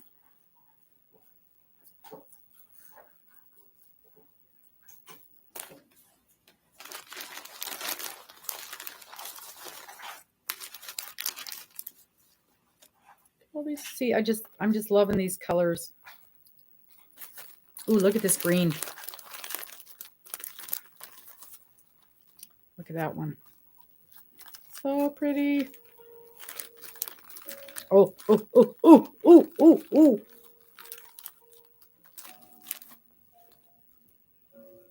Look at that one.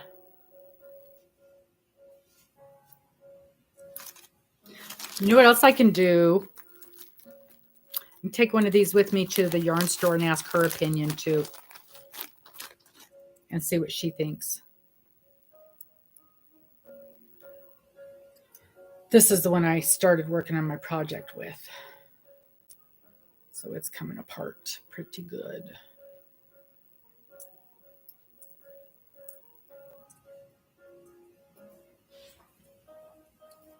Well, Karen, now I need to know if have you already got it there? Like over a t-shirt? I know what you're saying. Yeah, like over a t-shirt or over a long, almost like a vest.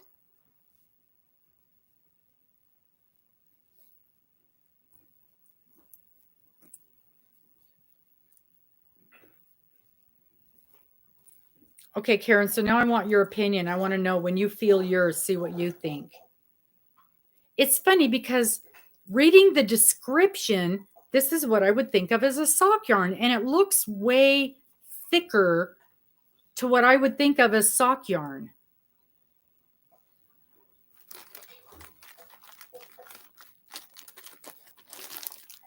You're right. This does look more like a 2-weight than a sock yarn. I don't have any sock yarn right here. Because this is supposed to be a 3. And these, well, not much bigger, but it's just a tiny bit bigger. Look at that. It is hardly any bigger at all. Yeah.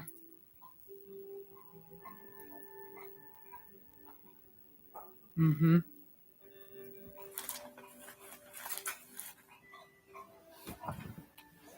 Yeah, I'll just take it to the shop with me and see what she thinks, if that would work for that.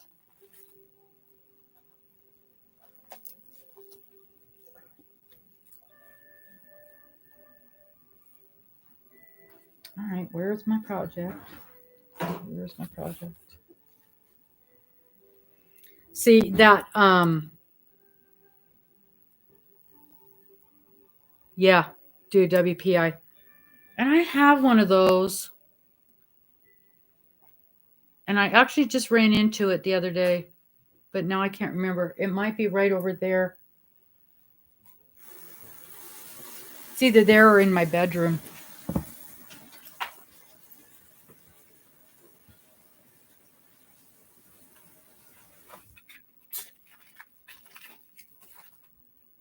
No, that's not it.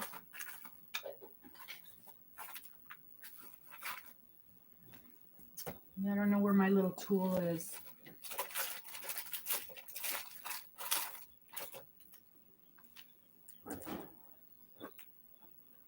Don't know where my little tool is. I wish.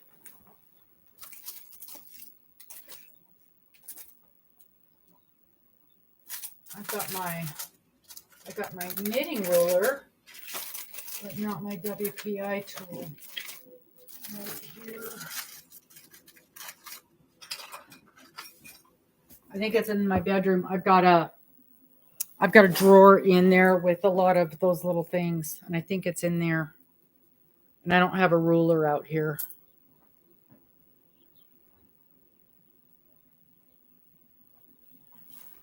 Can't I?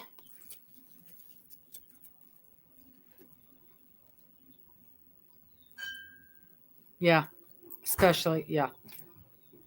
Can I do it on something like this and then just measure it? Or would that work?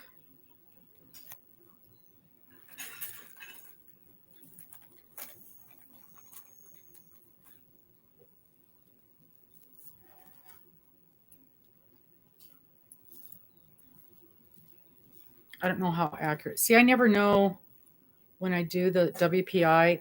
I'm always afraid that I'm not holding it quite right. Let's just see. All right, what did I do with my yarn? I just had the end. Oh, here it is right here.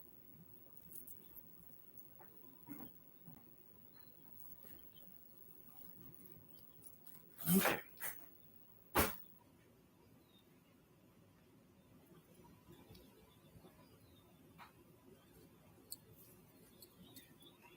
All right, you guys, let's see what we can do here. So you just lightly do this and then smush it together, right?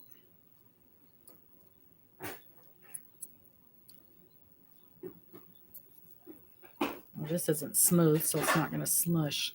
Come on, smush, smush. I'm going to have to.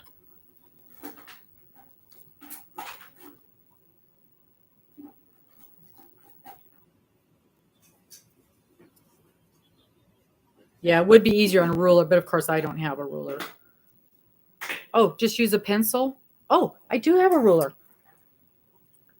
I have a ruler. That's going to be easier than this thing. Because that the edges are all wonky. Now you can even put the end right there through this. And then it won't. Sewing and knitting gauge.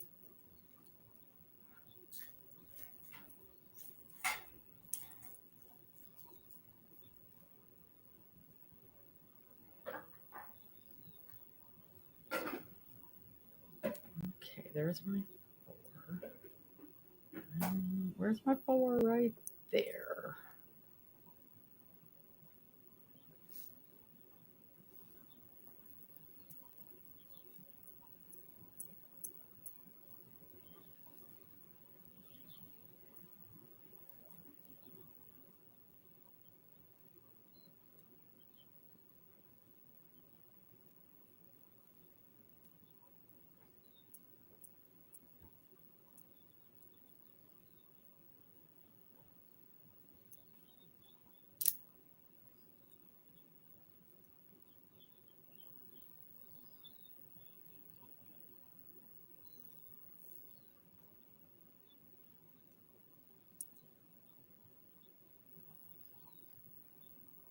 Okay.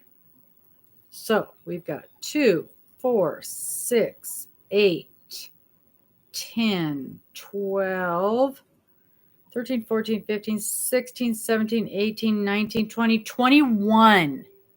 21. So what does that mean? Does somebody know what that means? 21.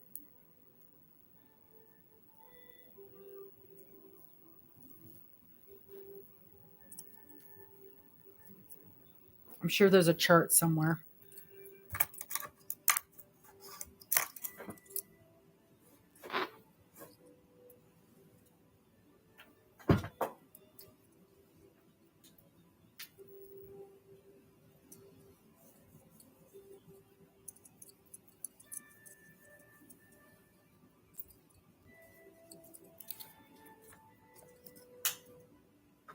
All right, WPI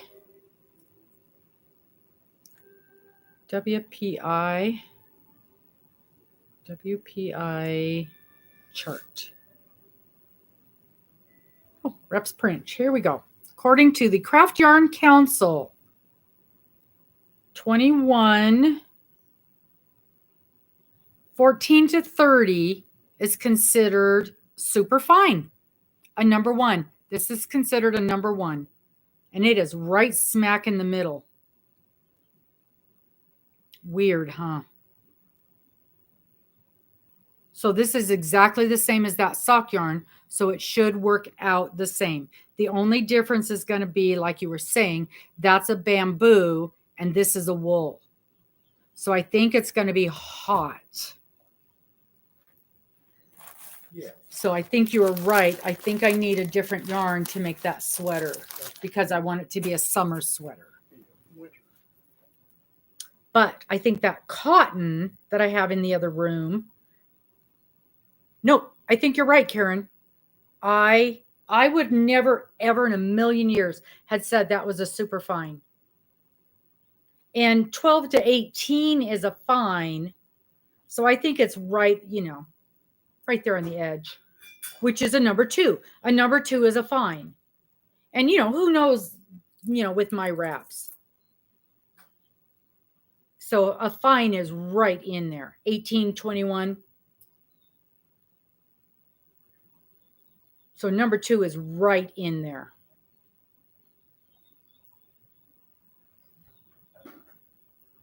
That is strange. A fine is a 12 to an 18. A super fine is a 14 to a 30. I think it's right in there. I think you could call that a 1 or a 2. And that's why gauge is important, right? That's why gauge is important.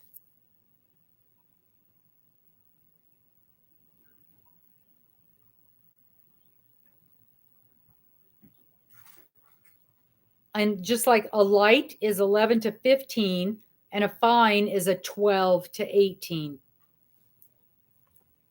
This was fun. I've never done the WPI before, and I know how important that is. Not misleading at all, Karen. This was a really good learning experiment for me. I like it. I like it. I like it. But yeah, I think that's the type of yarn is going to be more important in this instance because of the product that I want to make. Because I definitely want that. That would be a summer sweater for sure. And I can really see, like you said, wearing that over a t-shirt. It is really snowing out there. I'm going to have to give myself a lot of time. It's pretty warm, though. It's melting pretty fast. Is it melting? It's not sticking to the roads? Well, it's sticking to the roads that haven't been plowed. Okay, so it's going to be fine on the main roads. Yeah. That's funny. Okay. I'm going to look in there and see what I've got. Yes, the Tangled Poets pickle jar. That's exactly what this is. And this I just buy the refill because I'm not gonna, I don't need the actual jar, and I have my own knitting needles that I like. Yeah, they consider it fingering weight. Oh, and it can be washed. That's good to know. Please wash me by hand in lukewarm water the first couple of times. Then I can go in the washing machine on gentle. We decided, Cheryl, that it measures out right at the edge between 1 and 2.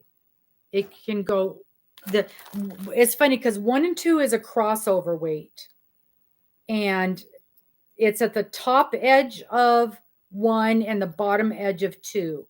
But we still think, because this is a wool, that it needs to be, hello, Matthew, we think it needs to be a linen or a cotton for a summer project. But if I wanted to wear it as a fall or, oh, really? So it's the nylon that's going to make it too hot. If I wanted to wear it as a vest in the spring over a t-shirt, that would really warm it up. And pretty, oh gosh, that would be so pretty in the spring.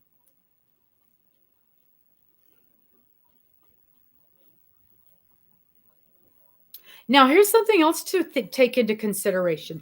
I am always cold. I am always cold.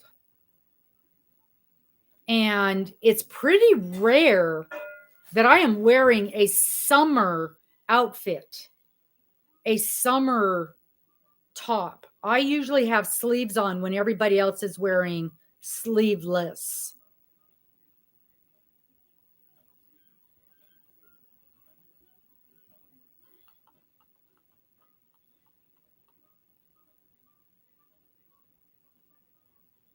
Hmm.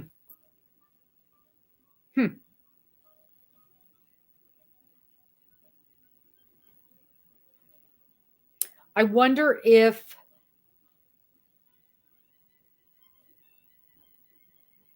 I should have outside in the shed some, what's that stuff called? What's it called? Mice. Called mice.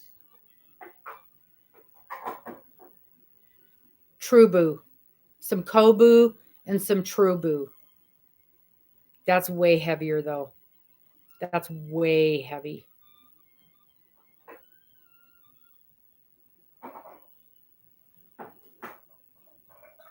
Hang on. I'm just going to go grab that real quick. I know exactly where it is. That cotton. Talk amongst yourselves. Talk amongst yourselves.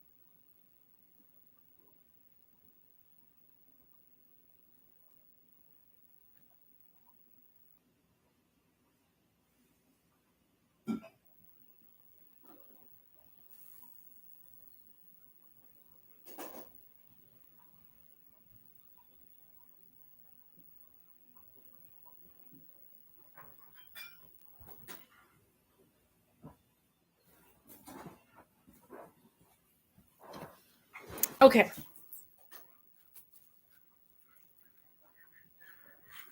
Hey, Steve, how are you? So glad you joined us. Okay, this is what I was thinking of. Okay, here's the Kobu, but I think it's too heavy because it's a 3 weight and I think it's too thick. So I think that's definitely a no. This is what I was thinking of. I've got several of these Hobie twisters in different colors. Good Lord, Steve, what are you doing? What are you saying that Nightbot is not happy? Good Lord. You have made Nightbot mad. Whatever you are doing, Steve. It's cotton and it's 55% cotton and 45% acrylic. And it is, what weight is it? What weight is it? You know, and I don't have it set for emojis. I don't, emojis are fine.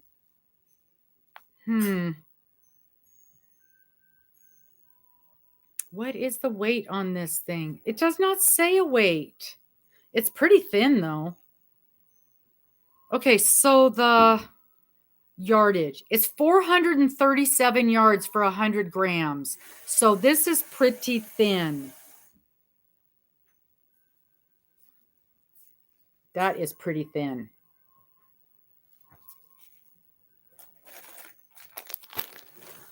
In fact, this is thinner than this. Check it out. That's thinner than that. I think this would work great. What do you think? It's cotton. It's a cotton acrylic. I think this would work fine.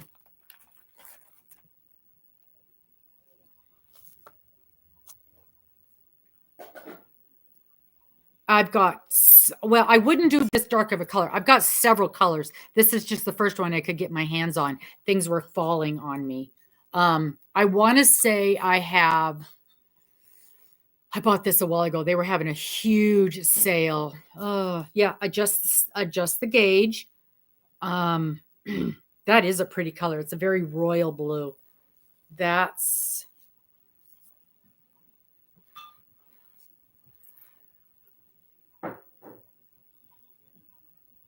it's, you know, it's just a tiny bit darker than the blue on your blue dress. That is a really pretty color, but it's not a very summery color. I cannot remember the colors I have in there. Absolutely cannot remember. Knowing me, I probably have gray, beige, this color, maybe a burgundy. Knowing me. I also have the 100% cotton cake. And if this is a bottom up, this would look beautiful. Going from the bottom up, dark to light.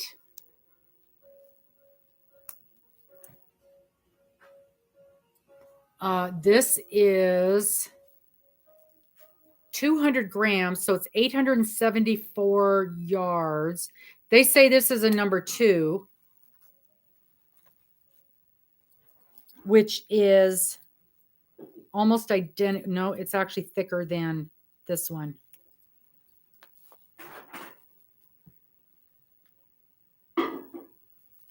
I think that would work. 100% cotton though. This is going to shrink though, right? That's going to shrink. And I have heard that this stuff with where they're separate, that they're really tricky to work with. And I also have the Sultan Deluxe 100% cotton. And this is, how many yards is over 1,000 yards. So I know there's enough in this. And I love this color.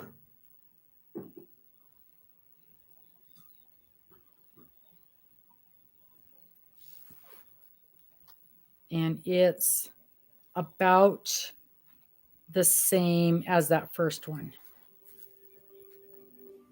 Yeah, hand wash, lay to dry. I love this one too. Yes, running a bead through it. That's what I've heard also.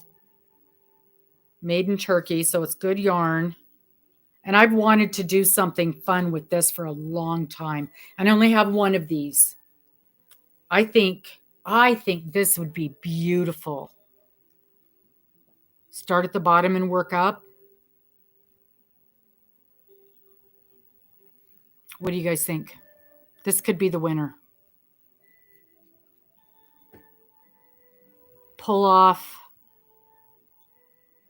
a chunk of it to save for the so that the waistband and the waistband, the neck, and the arms are the same dark color? Or do you think it matters? I think it matters. I think it needs to be the same. And she should know how much I need for that. How many yards was it? Dang, I'm so.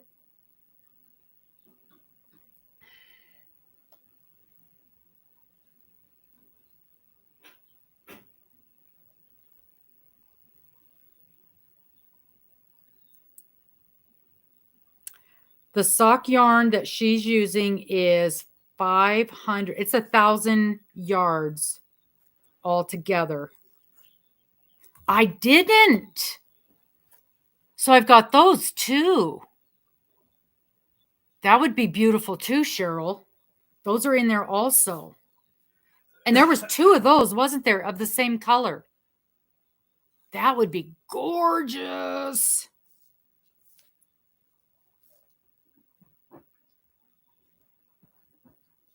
Yep. That would be gorgeous. And then there's for sure enough for the edgings.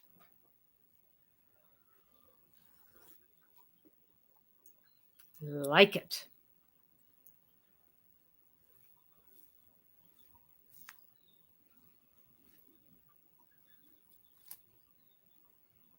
Yep. And then we'll just do a gauge and see how that works up.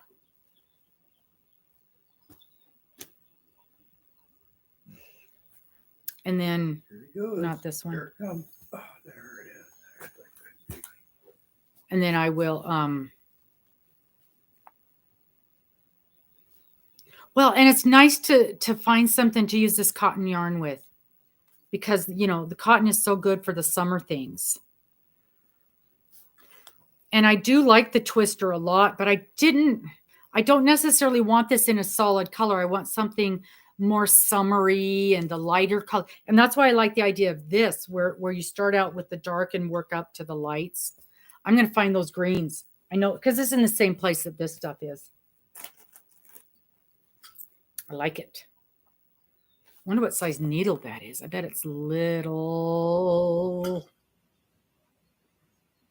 Size 3. Well, I'm using a 4 or 4.5 on the on our squares, so it's just a little bit smaller than that.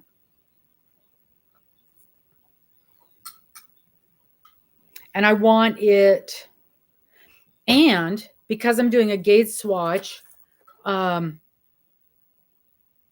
doesn't. I don't think it says how much ease. 3.5-inch positive ease. That's pretty. That's quite a bit. Because I don't like things tight. Shirts like this, I don't like tight. I want them to be loose, especially in the hip area. I'm hippie. And I don't like things tight down there.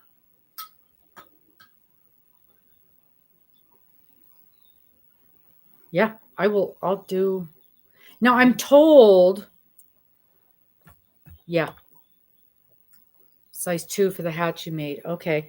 I'm told that when you do a gauge in the round, it's different. You have to do it different somehow than when you're doing a flat gauge, a flat panel gauge. I read a thing about that recently. The pattern name is, and it's a free pattern. It's called Sand and Sky Tank, and it's from Universal Yarn. And don't ask me how I found it, because no clue.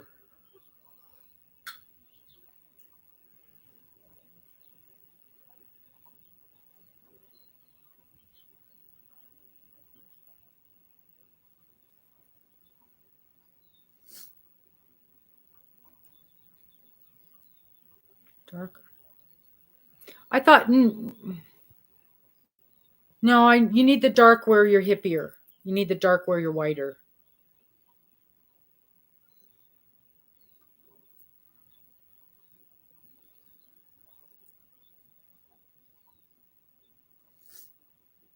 I've got another shirt that's kind of that same.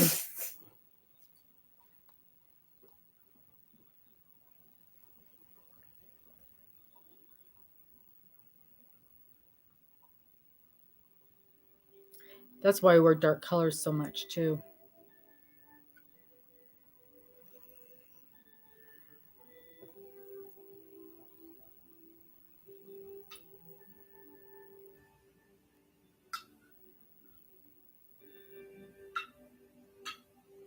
I would send it to you if I could figure out how to do that because it's a free pattern, so it doesn't matter. Yeah, I think you just go to Universal Yarn, universalyarn.com.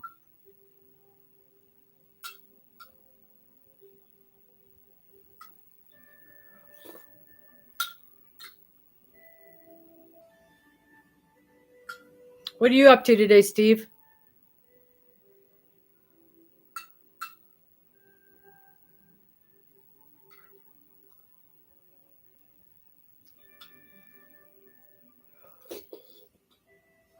Oops, didn't want to do that.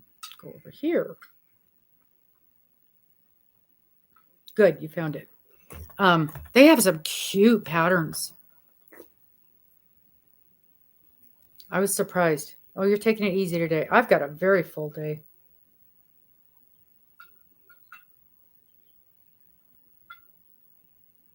This is such a pretty blue. It's such a beautiful, rich blue. I'm gonna have to find something pretty to make with that and see what the other colors are that I have. I want to say I got these on clearance for $2 because I remember they sold out. I mean, I had them in my cart and they were gone before I could even check out. Got them a couple years ago because I had picked out, well, I want to say I had whites, couldn't even get them and they were gone.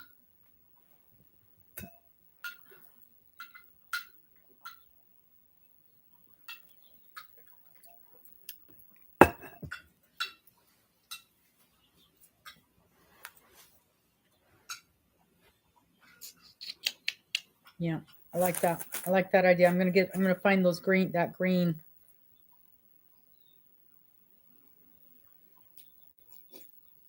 It should be just a simple rib. And then I won't need help with that until I get up to the top part because I don't know how to split it and do that.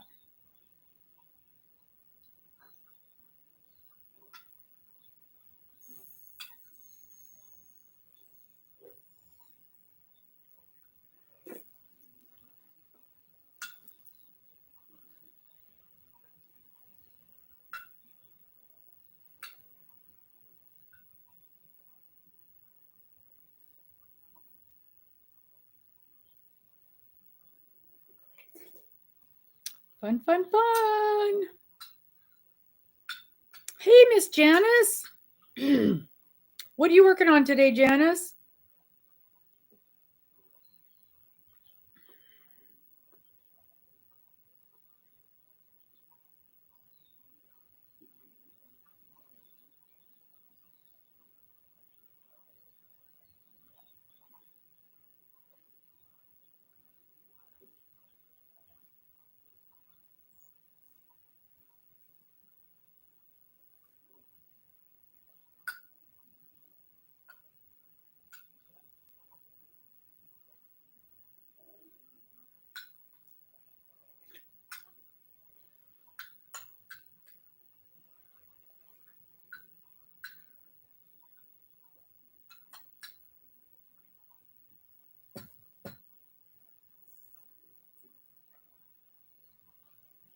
So it says working in the round.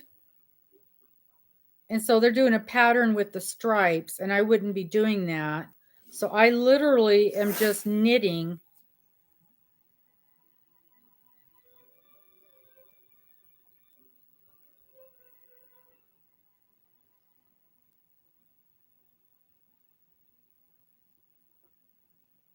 Until as much of the body as I want, right, Cheryl?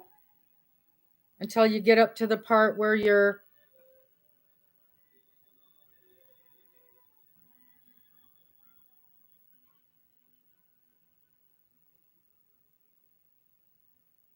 Then there's a little decreasing.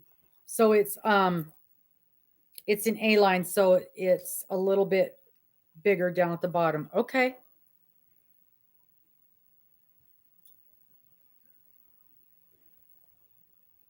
Right. Right. That's why I was thinking I want the dark color for all of the ribbing. The same dark color for all of the ribbing. Good girl, Janice. Are you up to date?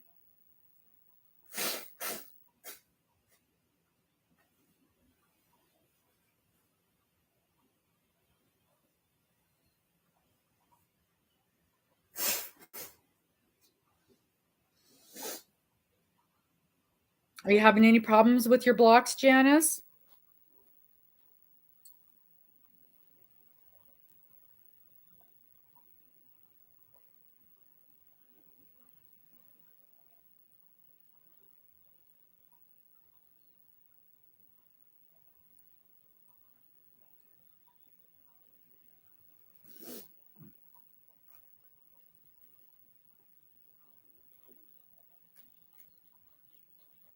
Yeah, there's almost a 2-inch difference from the top to the bottom on this with that A line. I like that. I like the style of this.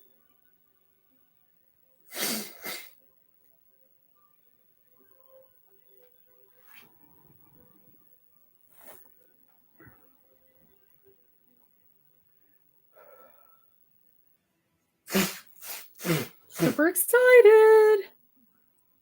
Okay. This week's block, hi Susan. This week's block looks like it's going to be pretty easy.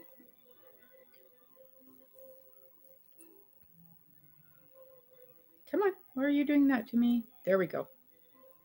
Get that back up here. So let's see what I'm doing. There we go. It's perfect. Perfect, perfect, perfect. This week's block for me is in the pumpkin color. This week and next week are pumpkin because I'm doing 5. And then so this week's block is the 5th one. And then next week's block is the first one up here. Hi, Zach. Hello, hello. I know it's been a long time since I've seen you in a live. And then I'm going to for next week's block, on next week's show, I'm going to have all of my edging done and have it blocked to see what it looks like completely blocked. And then the week after. Oh, are you talking about we're right now for the blocks, we're talking about the knit along. Or are you talking about the tank that I want to knit? The top. Oh, it's called the Sand and Sky. I'll pull it up again. I got it saved. It's called the Sand and Sky Tank. And that's it. And what caught my eye was the colors. And they made it out of sock yarn, a self-striping sock yarn. And that's what caught my eye.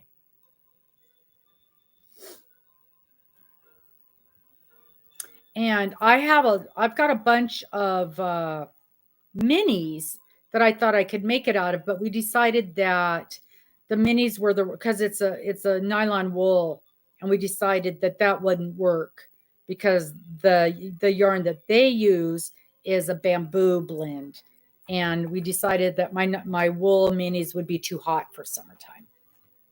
So I started digging through my cotton yarn, and we found one that would work. And I grabbed this as an example, and then Cheryl reminded me that she sent me some beautiful green of this exact same yarn. 2 of them. So I'm going to use that. Problem solved. Problem solved. Ta-da-da. So.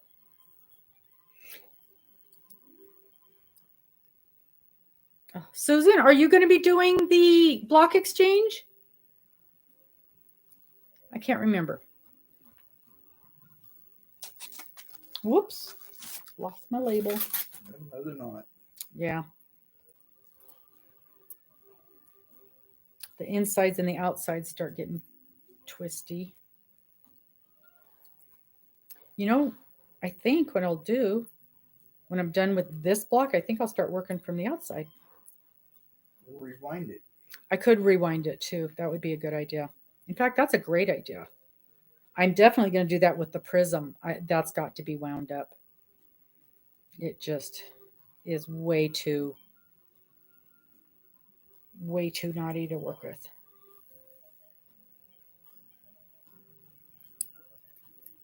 Your place is a mess from repairs. I get that.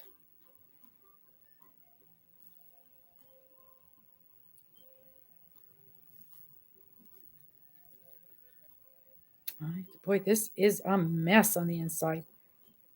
Some people have told me, yeah, it's collapsing on the inside. That's what these cakes do. They collapse on the inside when you're doing this.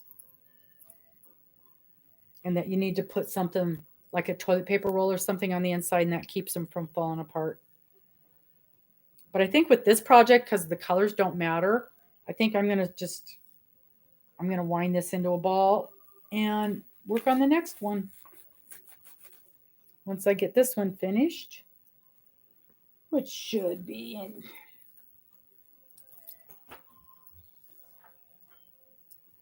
Good morning. There's Miss Morgan. Good morning. Good morning. Morning, dear. How are we today? Good. Yeah. It's been snowing. Oh, I Just see now that. it's stopping. Oh, You love the snow. Turning to don't a lie. misty rain. That'll be slick to drive on. Good thing I don't have to go too far for work. Good thing. Yeah. Good thing I don't have to go to the bottom of the hill for work. Hello, Chandler.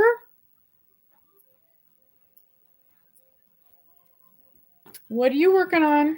Venice today.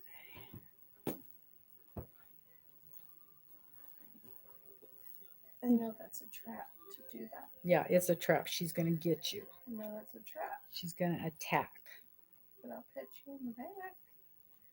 And on the head. It's a trap. She's purring though. Oh. Well, possum keychain. That sounds interesting.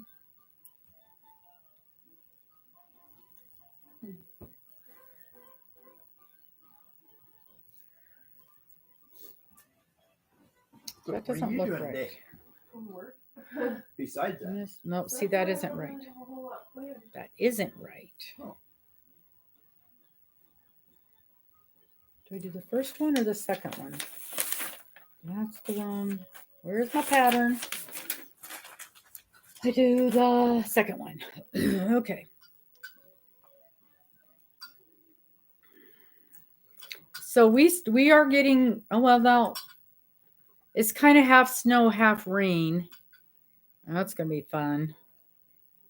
And I gotta drive way, way, way, way, way to the other side of town. And well, at least it's not Dallas. yeah, it's an easy drive. We got a straight shot. I go down the hill.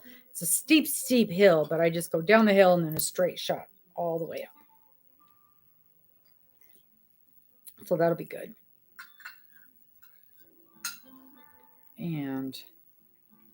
But it's a haul to get where I gotta go.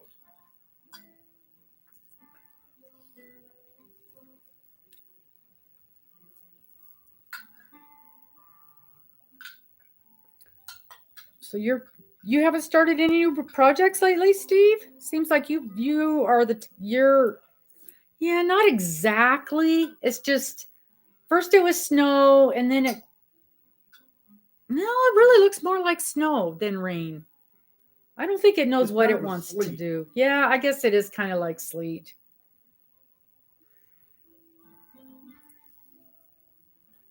You usually have 5 or 6 projects going. Didn't you have like 6 shawls you had to make? Did you get all your shawls done? Oh, who's that? No.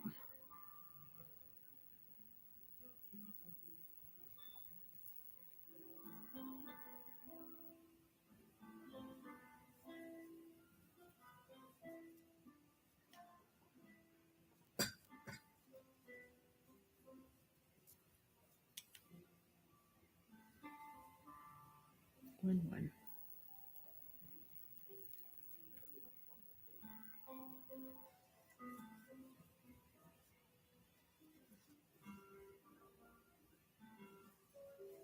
This is that dark purpley, almost a Bordeaux color. It's like a purpley brown.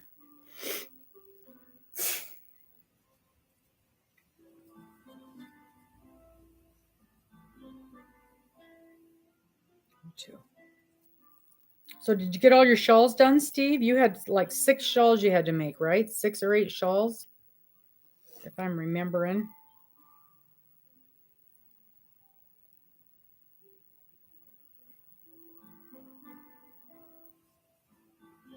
Oh, a sun bunny? Oh, working on your last one.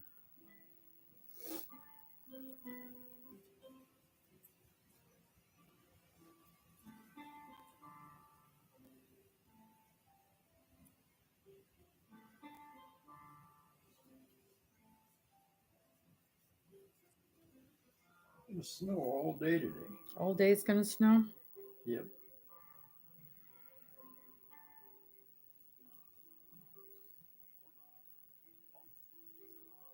Be little bitty breaks. Are you going to make, Susan, is it going to be like chenille or soft yarn, or are you going to use an acrylic?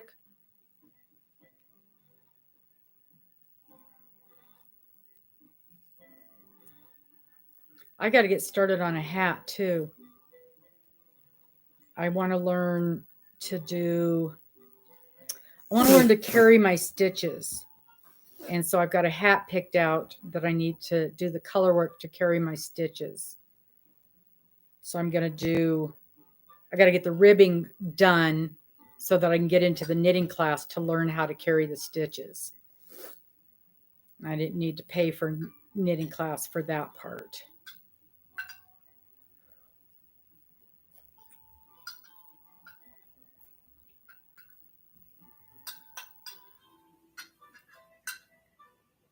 But you're going to use acrylic.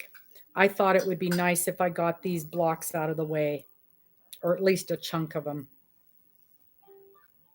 And then that's off my plate. Don't you go to your knitting class about 11? I don't have knitting class today. Oh. Because I'm in between projects that I need help with. Because she lets us pay each week for a knitting class. So I only have to pay on the weeks that I actually need help with something. Isn't that nice?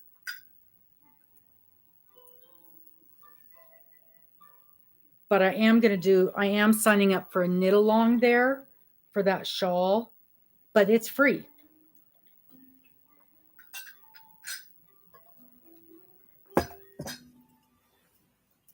So I'll be learning how to do some new stitches and some new processes, and it doesn't cost me anything. And it's later Sunday afternoon. But today is my luncheon with the girls. So I'm gonna have to get off here in a couple of minutes and get ready for that. So I get to go have lunch. So there's this group of girls. There's 5 of us. There used to be more, but we are aging out, as it were.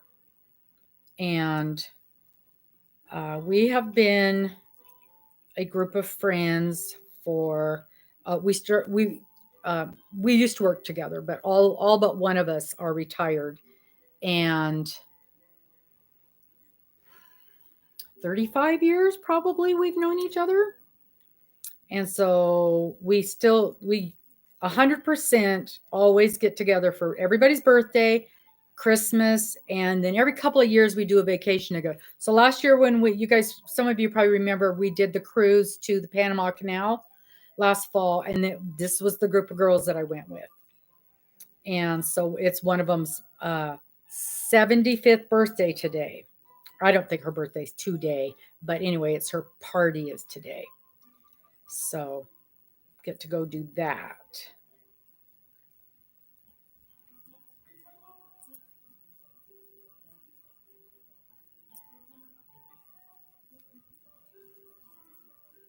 And I know, I love it. And we don't end up, Cheryl, she keeps the classes very small. So you get the attention that you need. And I think she keeps it. It's either 3 or 4 people. There's never been more than 3 of us in there, but I think she keeps it to either 3 people or 4 people, and it's $10 a week. So, you just, you get to the point where you need, and then like if I get stuck on a pattern, I can just go in there that week and she'll help me. And like the last time I went in, I'm like, okay, I haven't touched this project since last October, and I really didn't need help. I thought I was going to, and really I just needed a couple of minutes of her hand holding to help me find out where I was in the pattern and count my rows, and then I just sat and visited with her and asked her a couple of questions. But I absolutely felt like I got my $10 worth, just to have her attention to show me a few things and say, okay, now why do we do this and why do we do that? And it was wonderful. And then the other lady that was there, she's been there pretty much the whole time I was doing the sock class with her. And she's working on this great, big, beautiful brioche shawl. And so she needs a lot of help. But she'll be there for like 3 weeks, and then she'll not be there for 2 weeks, while she's working on a section that she knows how to do. And then she'll be back in there. So like with this hat that I want to do, I don't need to pay and sit there and work on ribbing. I can do the ribbing on a hat. And so I'll do the ribbing, and then maybe I'll probably not. I was going to say I can do a few rows until I get to the point where I'm carrying my colors. Hey, Maritza. But, so like for instance, if I paid for next week's class, I would work on my ribbing this week, and then I would show up next Sunday ready to do the other part. And I just think that's a wonderful way to do a class.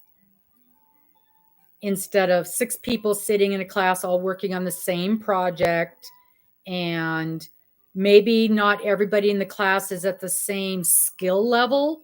So she spends most of her time with this person who doesn't have any idea how to do something, or maybe I can't get to the next step by next week.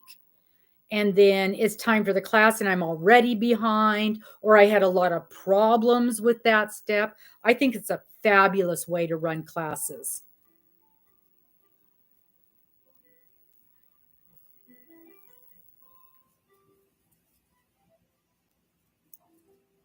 And on top of that, I have really clicked with this instructor.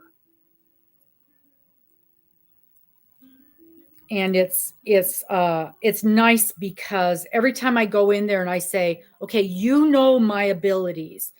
And I walk in there with the pattern. I go, do you think I can make this? And she's like, of course you can.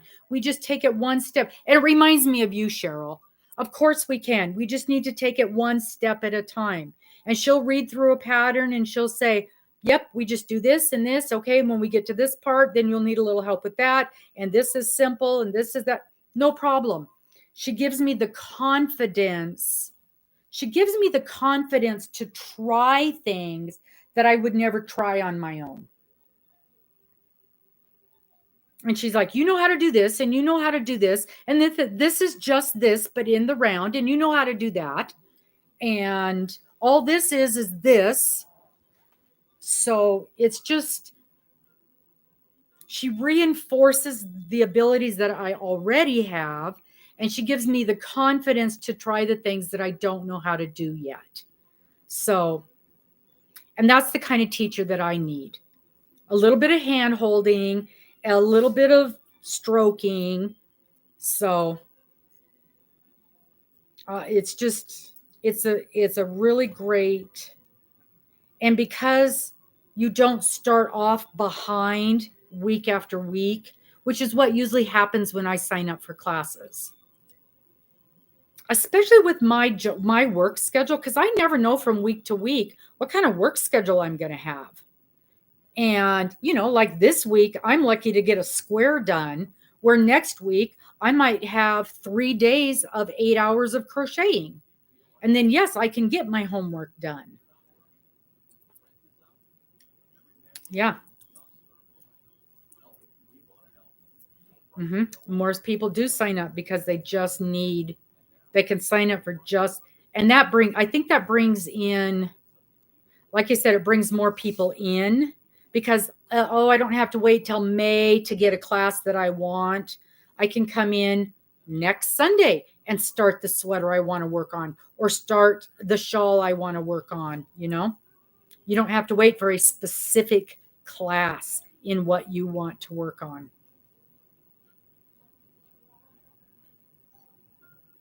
I think that's brilliant. Then they also don't have to guess what do people want to work on.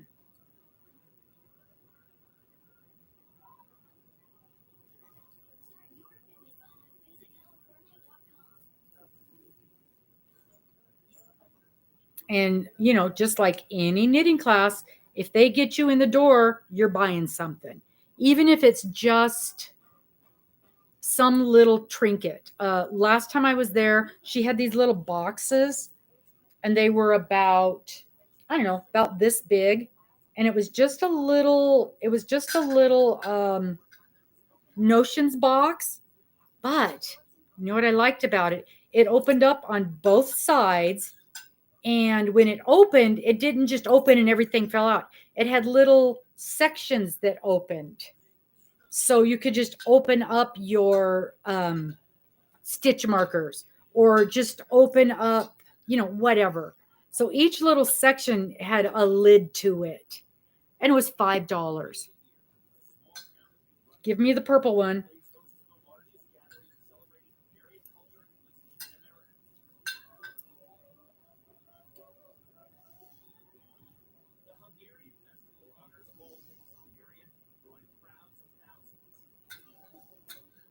And she's not pushy at all. She's just super sweet. And her kids are there most of the time. She homeschools, so two of her kiddos are there almost all the time on Sunday. And they spend a lot of time on the computer. It's their day off, but there's a lot of okay, her project needs this much yarn. How many skeins is she going to need? Her project needs this many meters. How many yards is that going to be? That kind of stuff. And they sit there and figure it out.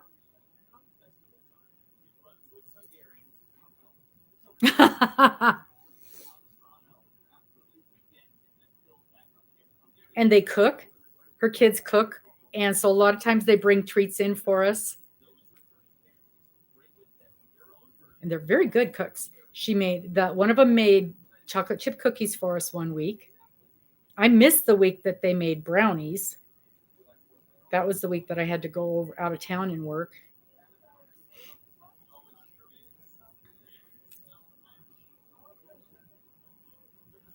But they're really sweet kids. Very helpful, very polite.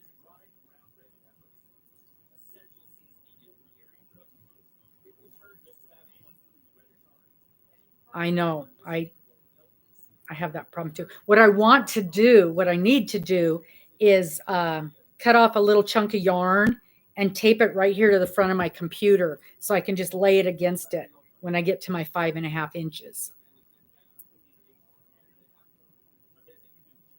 And then I can, at least eyeball it and then do an exact measurement when I get pretty close.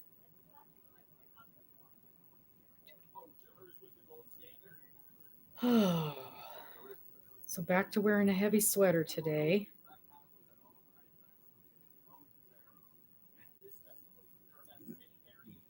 We're going for lunch. We always meet for lunch when we go out with our girlfriends, but I have no idea what kind of food this place is. I think it's probably pub food. I think it's probably like hamburgers, fancy hamburger type thing. I've never been to this place before, so I don't know.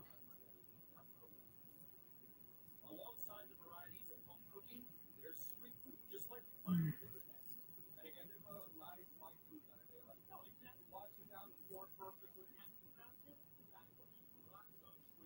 So are you working on knitting your square?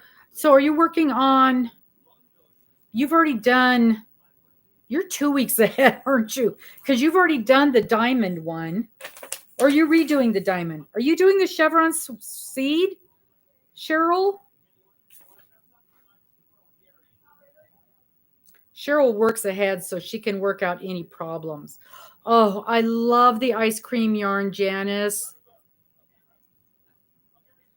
When I first got back into crochet, let's say 4 years ago, I found a pattern and it was a throw. Oh my goodness. Um, and it used the Lion Brand ice cream yarns, and I wanted to make that so bad. And it looked like a sunset, and it was gorgeous, absolutely gorgeous. I can still remember what that looks like. I could never find all of the colors. I could never find all of the colors that it called for. And of course, now they've discontinued some of the colors. And I've just given up. In fact, I have deleted the pattern from my library so that it's gone from my head, because I can't find it. And I quit looking. It's just I've got so many patterns I want to make. I've just quit. I've just quit. I've released it into the atmosphere and moved on. But that was one of the very first patterns that I had saved that I wanted to make. But it took like 6 or 8 different colors, and I just absolutely, but of course at that point we were still traveling the country, and I didn't realize that ordering online was a very common thing, and I just could not find them.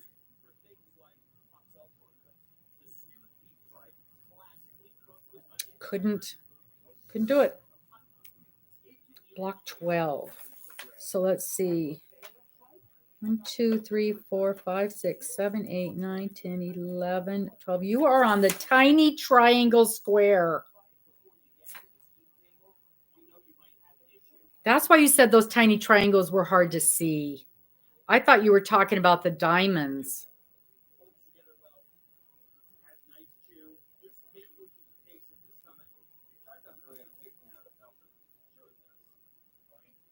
So I'm sure some of you already know this because we've been talking about it, and some of you don't know.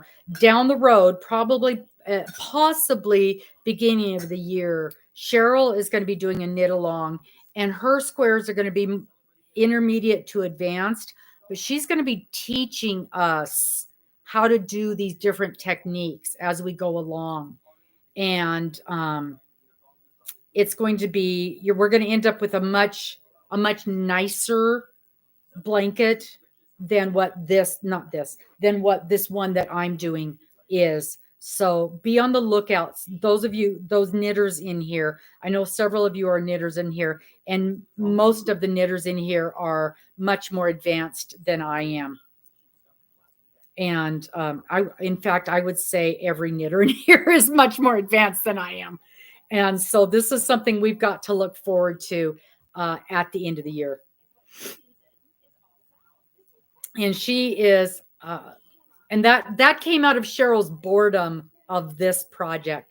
And she's only doing this project to help me out and to, for when I get stuck, and to help us with the problems and to give us hints and tips, those of us who are new knitters.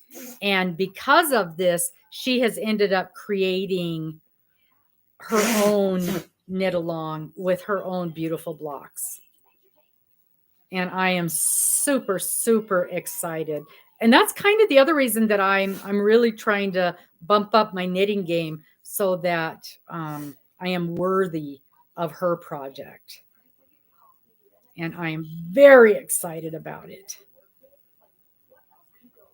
So we'll get this one finished in the fall and take a break over the Christmas. And then she's going to start hers at the beginning of the year. It sounds like that's possibly what's going to happen.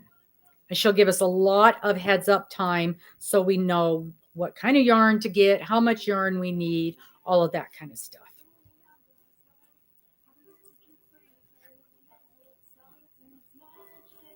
Oh, Janice, I bet that's beautiful. What is it you're working on, Janice? I missed that part. Whoops. Nope, that's right.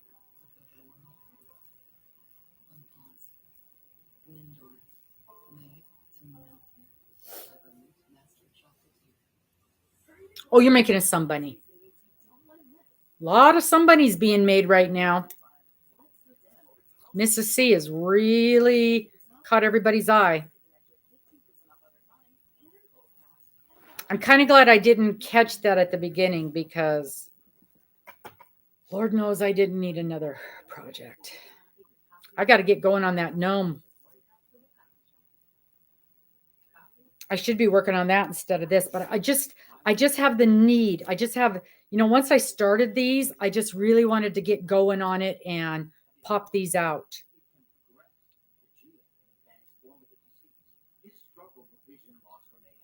You know how you feel like that way sometimes with a project? And you guys know me. I am not a person to work on a single project. But that's how I feel with this.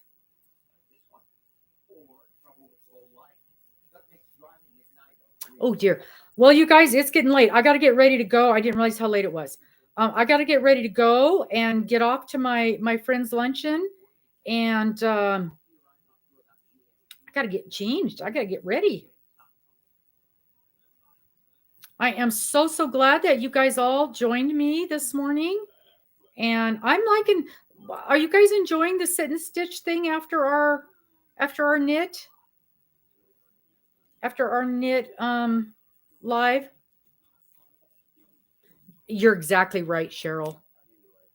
Even though it's a ways off, you guys know I have a tendency to put my deadlines off to the last second. But I'm also enjoying this square. I am. But I do kind of want to get it done. And because there are steps, you got to get it done. Then I got to get it blocked. Then I got to get it mailed. So, and I don't want to fall behind. I don't want to be on Dana's list. You don't want Dana mad at you. That's for sure. That's for sure. But no, I'm enjoying the process. I'm glad that I learned this new, because I have wanted to learn this. It's called a mitered square, and I have wanted to learn this, and I'm really enjoying it. Sometimes you go to learn something new and you don't enjoy it that much, but this one I am. So, anywho, I'm going to sign off for now. I thank you guys ever so much for joining in. And I don't even know, today's Sunday. So we will see everybody on Wednesday.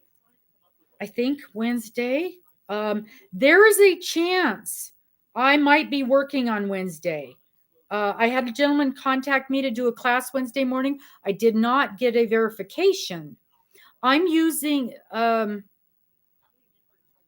If you're talking to me, I'm using mandala, and it's considered a 3-weight. I'm using this mandala. I think I'm going to get 6 of my squares out of this.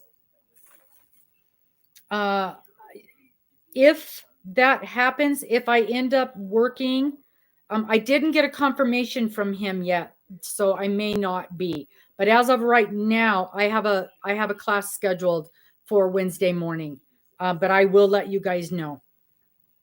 So I am going to say goodbye for right now. And hopefully I'll see you guys on Wednesday. But I will let you know and maybe we'll move it to Wednesday afternoon. If I end up working Wednesday morning, that could be a thing. So we will talk to you guys later. Thank you ever so much for joining in, and I will see you later. Bye-bye. Thanks, everybody. Whoops, get rid of this. Close that. I don't think everybody's using a 3-weight, and you can use any weight you want. I just happened to have 2 of these that I wanted to use. Thanks so much. Bye-bye.